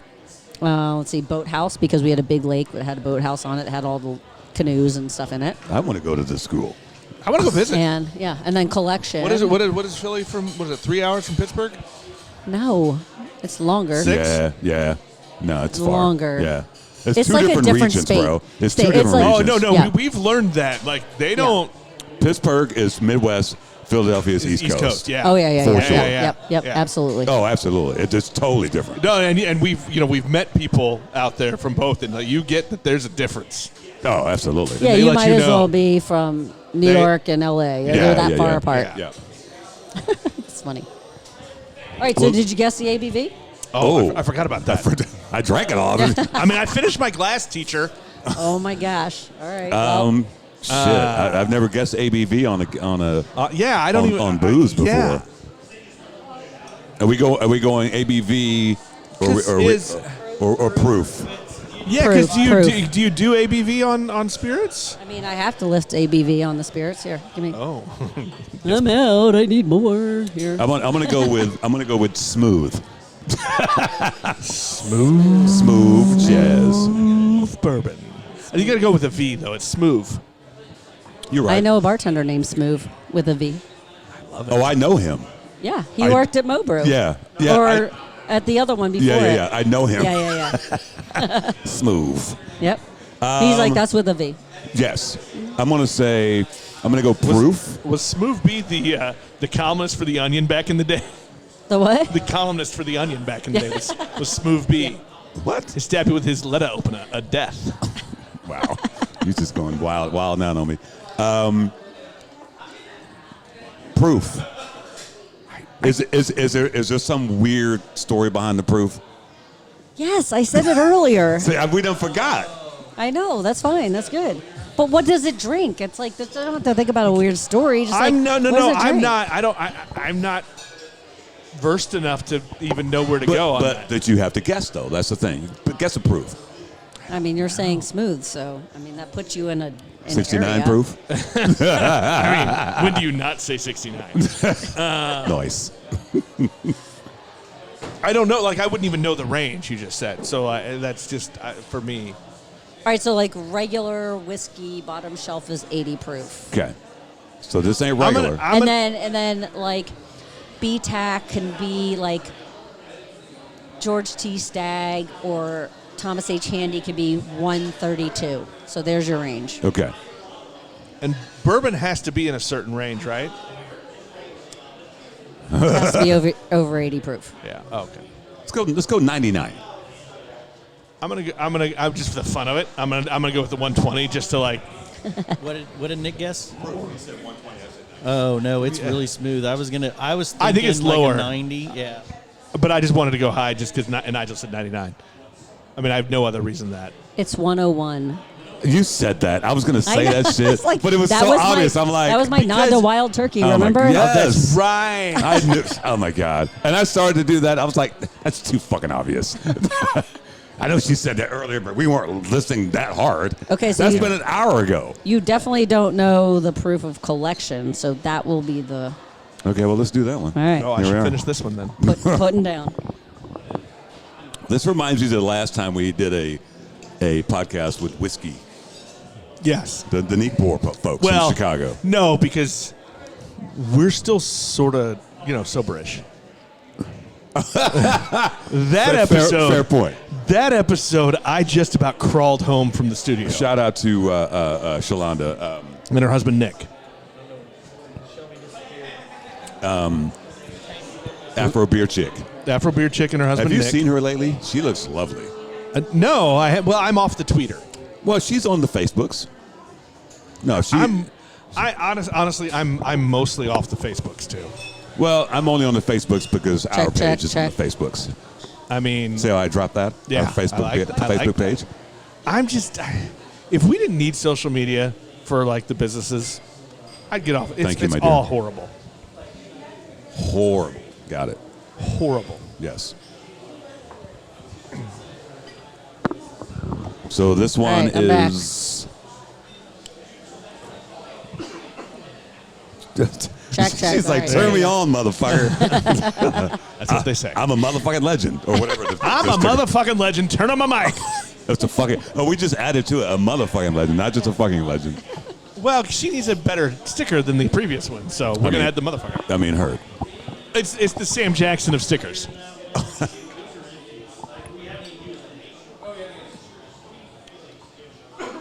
Woo. Excuse me. That is tasty. So this is the rye. Yum. That is You know, yummy. okay, so This I'm gonna is a say like special release. a rye. It took me a while to realize. That you like rye? Yeah, like I was scared of it when I first started drinking whiskeys. You were scared? Well, because like I don't know. Like when I first, the nose hits you a little different. Yeah, I'm not yeah, sure. yeah. But once I started having a couple, I was like, oh, this is. You know what? Actually, you know what it was? The Uncle Nearest rye. It's a great story. I mean, that's love everything about that is the one that got me for ryes. And you're right. The story behind everything It's she's amazing. doing is incredible. Which makes me want to tell you about listening to another podcast that somebody gave me a playlist and then I paired each song with a whiskey. What? Yeah. So That's fucking cool. That sounds fantastic. yeah. Do you have that list somewhere? But no, it's on the pod. You have to listen to the podcast. What was the What podcast? podcast? Performance anxiety, Whoa, that's deep shit. which is so funny. But like out of the whole, and sorry, Mark. Hi. Hi, Mark. I was like, Oh my lord. out of the whole interview, like he never asked like, has there ever been a time where you had like performance anxiety? Fair point. Right? That should be the first question. I feel like that should be part of the thing. Yes. And that wasn't a. But I also love shows like that are not what you expect. Like you see the title, and Kind of like this one? Well, no, look, we're on. Nigel's here. We are having beer, so it's fine. But I do like that where it's this is the thing, but This is it's not the thing. yeah, It's which just the title. you and I talk about all the time. Like It's just a title. for us, beer's just a gateway because I want to know who you are. I want to help tell your story. Yeah. Yes. I mean, we come at it from pseudo journalism backgrounds. Yeah. Yeah, so it's not. We're not eating hot chicken wings. We're drinking You beer. know what? and I would eat those goddamn duck fat chicken Get wings. for real. give me a dozen. Oh my gosh!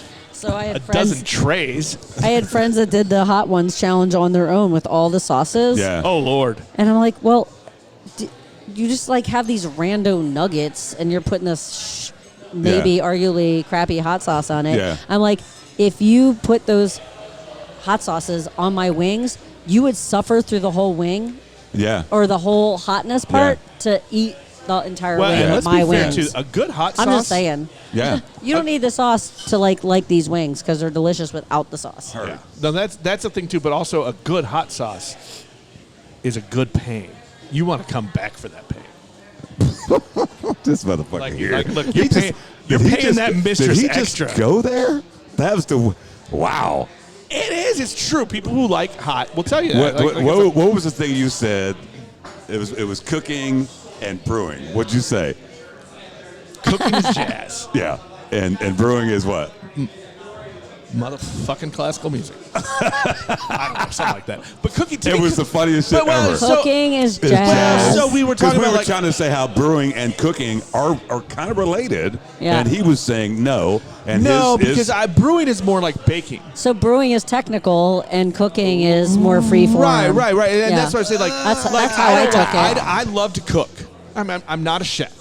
I'm a good home cook. But I hate baking because there's rules and math, and that's brewing to me. Yes. And that's classical music. Yeah, which That's like more technical. I and- played and cello for that- 10, 12 years. Right. He's So I full, get he's full it. of shit. You know why? Because we asked the question of brewers: is it creative or is it technical? And they always say both. No, it is, but you've got to play in those rules to be able to do the creative part. Whereas I feel like cooking, you've got a little more freedom, a little more leeway to do the jazz part of it. I agree right? with that. I agree Yeah, with but that. Don't agree with him. And look, it's different. This She podcast actually knows is what over. the fuck she's doing, right? She's an actual chef, and so she understands there are rules. Whereas me, I'm like, yeah, these flavors look good together. I mean, on some level, I think creativity is whatever you decide to do. You know, But if you do that trying to make bread, you're not going to make bread. maybe you're not trying to make bread. Maybe you're trying to make some new shit. Yeah, You but never know. I mean, we can all be creative, but then can you sell that creative? Heard. There's a lot of shit out there that people eat that But- do like, where the fuck that come from? He don't like pickles, first of all. Why would? Oh yeah, What did personal that challenge. What did that cucumber do to you? Show me where it touched you bad that you wanted to pickle it. I saw one time a She's magazine. like, I'm just gonna leave that A alone. magazine asked me if you were pickled, brined, or fermented. Can't remember. Or something like that. Sounds like a great question. Something like that. Well, look, I'm gonna say and fermented. I said pickled because I'm a perfect balance of sweet and salty. That's fair. I like other. That's a pickle. I like other things pickled. Just not pickles. What? Yeah. What does that mean? That doesn't make sense.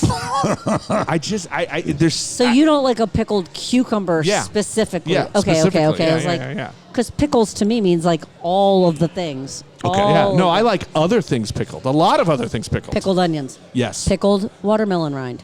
I haven't had it, but that sounds intriguing. It's very good. How about pickles? Really? Pickled So is the rind Yeah. edible?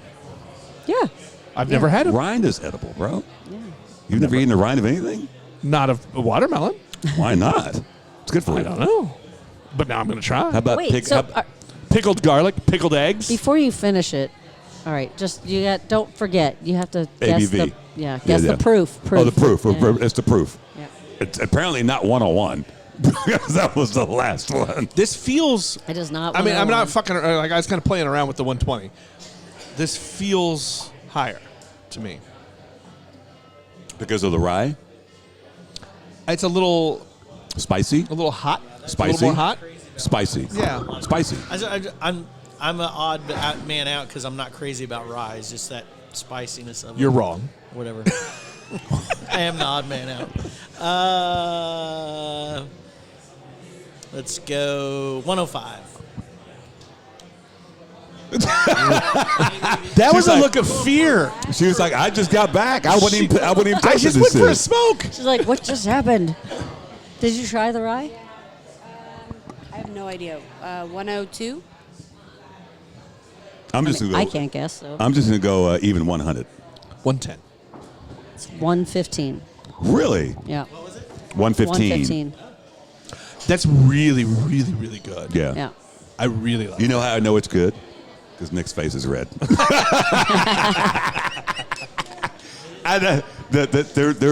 There's beer drinking Nick and there's booze Nick. And Booze Nick is always more fun. I mean, you're not wrong. and then there's road trip. Somebody brought a pen. Right. And there's Malibu Nick as well. Wow, that's once a year. And it's epic. So We need to do Malibu in Malibu. we're an hour and 55 in, so we can tell. Once a year there is a party, and we break out a bottle of Malibu rum. Oh, that kind of Malibu. It's horrible. No. This is not a good party. It's not about the rum. So the rule is, though, you pass the bottle around, and before you take your shot, you have to do a commercial for Malibu. You get a one-line commercial for Malibu, and then you take your shot. Works every time, 69% of the time. When you want to ask her to a bonfire. And the first time I ever experienced this, I've still got the video the first time I saw this shit. So Oh my he gosh, rolled I in love halfway that. through Malibu night. Well, love that. I was working. I'm a working man. You know what I'm saying? So this is done after there is a festival in our town every summer, a downtown festival. And so after, most of us volunteer heavily. So after, 12 hours of running the beer tents, right? You let your hair down. We let our hair down. I mean, yeah. So we go to this, and I don't know how it started, but it became a thing. And we're probably about 5-6 years in on this party now. It's epic. It's a good Because party. the people that come up with their own one-line commercials, you're like, oh. That's good. It should be Well, like and a it's almost TikTok or like high something. school confessions a little bit. Like sometimes they come up with this one-liners, you're like, oh, you did that. Yeah. I'm waiting for the day that you tell me that Malibu actually used one of your lines. Look, Cease and desist. Look, I would, Right? I would Sell you would that know. all day long. You would know. I mean, it's one of those things like when they say, if I win the lottery, there will be signs. Hey, Chris, while you're taking Yeah. a picture, take a picture of us so we can put it on the socials. This, All right, this I gotta this is why ask. we don't like I studio gotta audiences. ask this because we're way in. But what's next? Do you want to do another concept after this? So what I want to do next is actually kind of funny. Okay. With Max from Frickin' Frack, Yeah. who owns Frickin' Frack with Rudy. Rudy's his dad. We're gonna work on making what do you call them? Energy gel. Energy gel. Like when you're running. Okay. Really? Yeah. Okay. Because they all suck. They do. They're so gross. Do they? I didn't know that was even a I thing. want to choke down cookie dough while I'm running a half marathon. No. That sounds like I'm gonna hurl. Exactly. I mean, who doesn't love cookie dough? But I don't want to do it when While I'm running. Exactly. Yeah. Well, look, Yeah. look, Oh, Nigel. is that what that shit is like? Nigel, I haven't Yeah. gone for a run in like 25 years. Well, you might have to run from a cat or something. You never know. Look, if they come after me. Or When they grow thumbs, he's running. Right. Or Well, look at her arm. I mean, they might be coming now. robot dogs. Robot dogs, you know. They're running around in Look, downtown look, Kansas when City. I use ChatGPT, I say please and thank you. You should. I want them to know I appreciate them. I say please and thank you to Siri, and I say when I get the Google Hell yes. things for reservations, I treat it like it's a person. Because you want them to know when they take over, I respected you. Exactly. And you know who's going down first? Sergio. No, Sergio, who works here. Because Sergio's like, what? How many? what time? He's I'm not. like, oh man. He's not And then treating Google with respect. when they're done, he's like, click. Oh, yeah. Sergio. Oh yeah, First Sergio's first to go. First to go. First Yeah, to go. I mean- we've already told him, so I'm not. Yeah. He's You not gotta going say to hear please and anything thank new. you. Yes. I mean, I feel like you're on somebody's hit list if your name is Sergio. You know what I always think of? I always think of Serge. I From call Beverly him. Hills Cop. I call him. Yes, Serge. I call him Sergey. Nice. But With a lemon twist. Sergey's. Yeah, that guy. Serge. Serge from Beverly Hills Cop. That's great. Weren't they supposed to come out with a new one? Oh, it was not good. Oh gosh. Oh, no. did it It come was out? on net. It was a straight to like Netflix. Oh, I never saw any trailer. Did They anybody see the tried. new They Beverly tried Hills to Cop? do. No. They tried to do like enough throwbacks for us olds, but the problem is they didn't do the ones that you wanted them to do. It was like when they redid Coming to America during COVID. Yeah. Because I they're like- watched it. I was not happy because it's about it. inappropriate and you can't do it. Well, yeah. I I mean, mean, there's some of that a too, whole but bunch of also stuff. like, look, we want to remember. We want to remember Eddie Murphy and all the others, and Judge Reinhold and who was the old guy cop. Like we want to remember them, how they were in 1984. Yeah. I don't want to see them old and barely standing. Eddie Murphy is not aged though. No, I he's feel got to like deal he with is the not. Vampire. He's got to deal with the devil. No, Judge it's a Reinhold vampire. is old, right? Is he? How did he look? How did Judge Reinhold? Judge Reinhold did not look good. He looks better than the other cop, Sergeant Taggart. Taggart looked horrible. Oh, Taggart. Taggart Beverly Hills could Cop, barely the move. two cops. Oh, Taggart was the kind of like. Yeah. The big guy. He was the big guy. Yeah. Well, He struggled to climb over the wall. bloody hell. We've gone down a rabbit hole. Oh my gosh. We totally. It was the whiskey. Fun fact. So this year, there's a bunch of movies that are having anniversaries. Jaws, 50 years old. Shut up. You know It's what? fucking 50 years old. You know what? I hit the 50 No. this year. You're 50? I hit the 50 this About year. goddamn in August, time. yeah. About 2 days goddamn before time. we go to Barrel and Flow. by When the in way. August? You're coming this year. Yeah, August 6th. When's your birthday? 12th. Will you be hitting 50 as well? Oh, I've passed You 50. well past? I'm past 50. Well, That's we- once we- again where I'm like, boom, motherfuckers. Past 50. You know, I would never have guessed that, to be honest with you. Well, thank you. I would never have guessed that. You look. You don't know that Nigel's 75. Don't be jealous, bitch. Oh, no, you look good, old man. You know what? He was talking about Eddie Murphy being a vampire. Same. Vampire. Yeah, you know. It's the New Orleans time. You met the devil in New Orleans. I met a lot of things in New Orleans. It probably wasn't the devil. You shut up. You've been in New Orleans, and I have pictures of you in New Orleans, so you shut up. You definitely sold your soul in New Orleans. Look, this motherfucker, I got pictures of him with like blonde ponytails. And my brother was there. Absolutely. You and your brother, Shenanigators. Well, when you said how old your daughter was, I was like, you don't look like you could have a kid that That's old. my young child. Oh, see? Yeah. Well, there you go. Nigel's made many babies. How? Whoa, what's many? 3? More than my one. I have one. 3 is a few. That is a few. Yeah. But All I do right, have how a old's your oldest? 34. Oh, yeah, I would not ever say that. 34, 33, 23. Shout out to my daughter, Jackson. She doesn't listen to this podcast, but if I tell her to be She shouted her should. out, she might actually listen. But she's the only one of the 3 I've met. And I so. told you, my daughter is turned into a beer girl. So, Yay. yeah, she told me we were at Limitless. She's like, there's sippers and there's chuggers. I'm a chugger. So when I got through half a beer, she was like, I need another one. I'm like, calm down, child. Oh, Yeah. she said she's a chugger. Oh, yeah. Yeah. Well, She- it's good to be self-aware. Look, you got to know who you are. Yeah, for sure. Yeah. I mean, that's my daughter. So, and then, like, look for that Uinta Lime Pilsner. You can just slam that. yeah. Yeah. And and my oldest son, who I love dearly, sends me a picture. He's like, "Yo, I'm in Pittsburgh, Pennsylvania, at Mike's Beer Bar. Yeah, you sent me that picture. I was like, we go to yes! this beer fest every year. Mike's Beer Bar is a great place to go." He's like, he sends me a picture of the menu. What should I get? I'm like, bro, there's 500 beers there. What are you talking about? So Do you know who else was there that night? That same night? Dave Bracey. Oh, I did see that. So yeah. So yeah, I said, dude, anything from Trace Brewing. Yeah. So I've raised my children right. They're beer people. My kid does not drink at all. I mean, Jay's How old's your child? 18. Well, it's not legal. Right, exactly. But they still have zero interest. So mine, Okay, that's fine. who will be 18 No. on Saturday, Yeah. He definitely doesn't drink. says he's 18. probably not going to.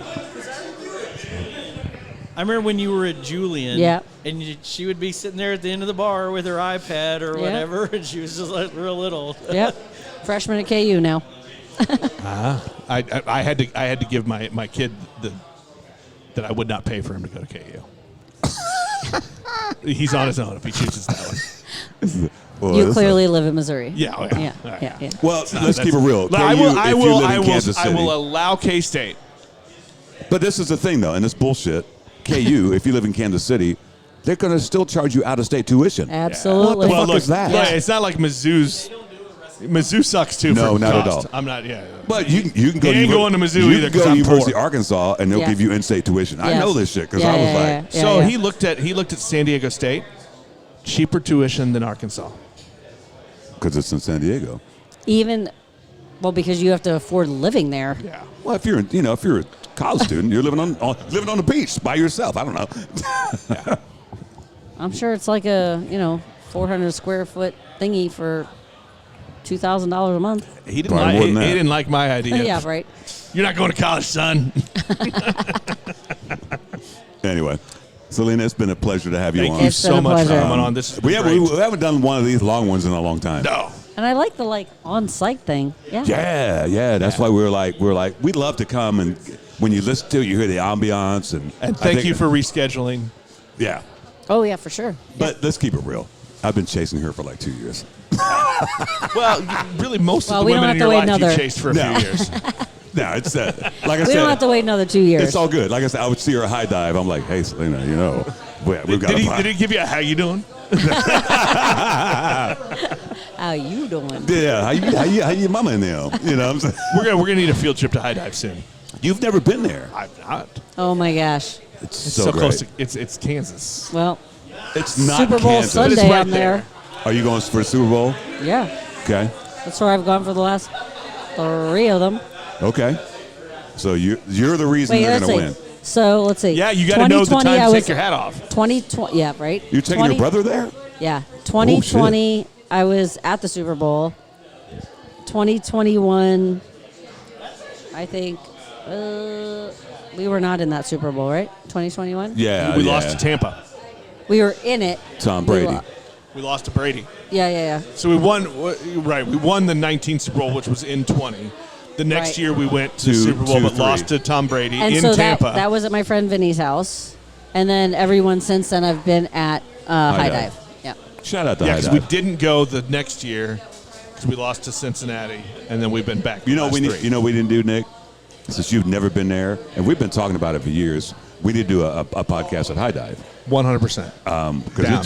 And then that way you get your first mystery beer. Oh wait, so I'd say since it's in my hood and we've been talking about it so much that I get to be at that podcast. 100%. Oh, absolutely. Yeah. Yeah, the more the merrier. So then you can see what funky ass food I rearrange on their menu. Oh, do And you? you know what I want to do there. So there's a guy that I went to high school with, and we only know each other now through Facebook, right? But he goes to High Dive all the time. He lives in that neighborhood. What's So his we're gonna name? get him there. Jason Jason what? Hill. But if he goes there all the time, I know who it is. Yeah, probably probably. do. I'm sure. Probably. Like- Probably, Yeah. I haven't seen him since 1990, whatever. Okay. Who owns High Dive? Do you know? Are they ever there? I just know all the bartenders. No, I don't. Yeah, I know, but I don't know. Okay. I can't come up with it. Would they want to be on the podcast? I Or- don't know. Or should we just make one of the... Amber should be on the podcast. Well, yeah, the bartenders certainly should Yeah, be yeah. on the podcast. Amber should. She's manager and like, yeah, James and Amanda. Yeah. I feel like they Yeah. should name their machine Amanda the Beers with for Nigel sure. Mystery Machine. Amanda's Probably like, not. There's a sticker on there. Yeah, like Amanda like will have like Super Juice Tuesday, and she'll bring in a juice and like something like if it's like National Pie Day, she'll bring in a pie and just give it to whomever, and she'll like play a game of chess with somebody at the end of the bar, and yeah. Were you there for Halloween when they did Price is Right? No. Sounds like... That was a great night. We should have a Price is Right night during the podcast. She also did a carnival one night for James, which was pretty epic. But my point is we're going to incorporate it, the actual Price is Right, into the thing. There we go. So shout out to High Dive. We're coming. Yeah. High Dive. We're coming for you. We're High coming Dive. for you. Nick has never had a mystery beer. Well, I've not had a High Dive mystery beer. And Chris is going back for the meat. Mom, the meatloaf. Chris is going back for 3 meatloaves. He's like, I had 2 last time. I'm Yes. going for 3. That is so crazy. Hey, Nigel. Hey, Nigel. Because that's a big dish. Don't hit it yet. One dish is big. Yeah, I know. I get it. We gotta find her first. You got to find her first? I get it. She's yeah. Celina. What'd I If do? people want to What'd I follow do? you on the socials, where do they find you? Tell them where's the restaurant, the bar. Oh, Tell them. So the Belfry is at the northwest corner of. Northwest. I was like, what? Directions hard. No, the northwest corner of 16th and Grand. Okay. There's a parking lot on the north side that is for your use. I'm parked there. Absolutely. But Socials. it closes automatically. It's gated and it's lit like daylight at night, but the lot closes. But can you get out? No. What time does it close? 30 minutes after we close. Okay, so that's we're good. important. So that's important to know. So, So let's see. real question though, if we Yeah. get caught in there, can we sleep on that couch? No, because we won't be in here because we're closed. So you want me to sleep in my car? Got it. And I can't get out of the parking lot. No, you won't be able to get into your car because you'll have to climb over the fence. I mean, I can climb. It's fine.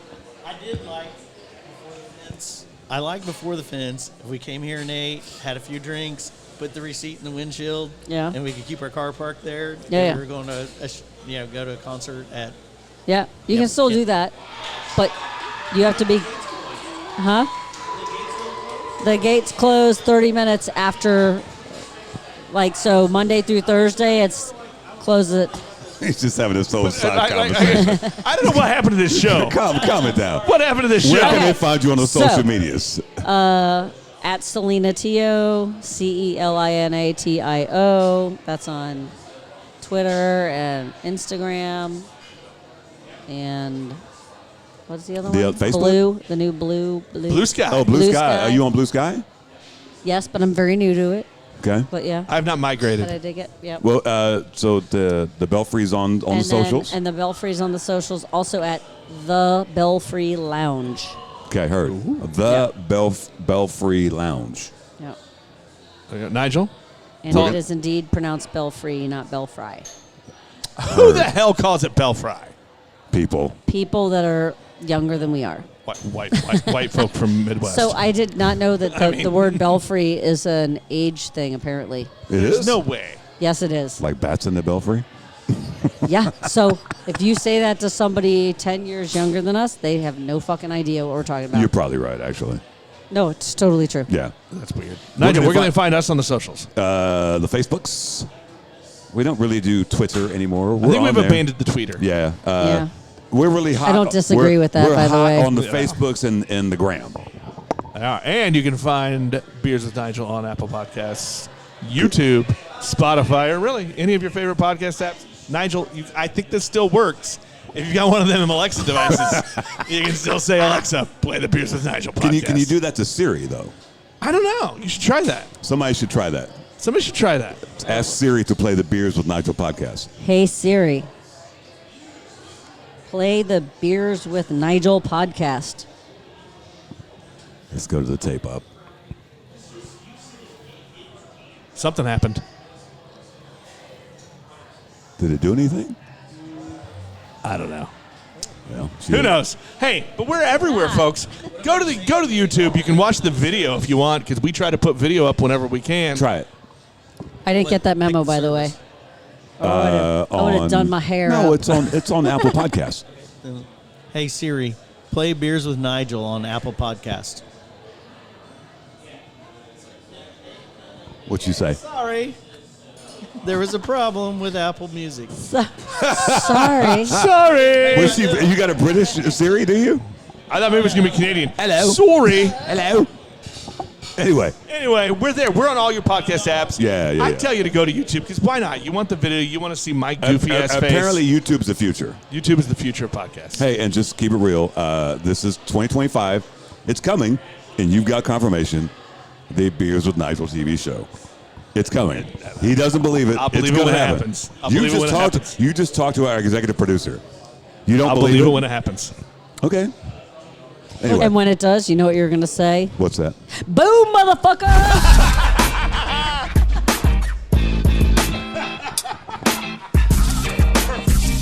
You've been listening to Beers with Nigel, a show about beer and other stuff, hosted by Nigel Woodbury and that other guy, Nick Parker.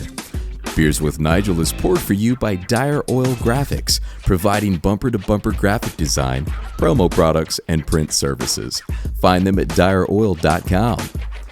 Beers with Nigel is a proud member of the Fredcast Network and is available on all of your favorite podcast flavors. Find Beers with Nigel on Facebook, Twitter, Instagram, and ask Alexa to play the Beers with Nigel podcast.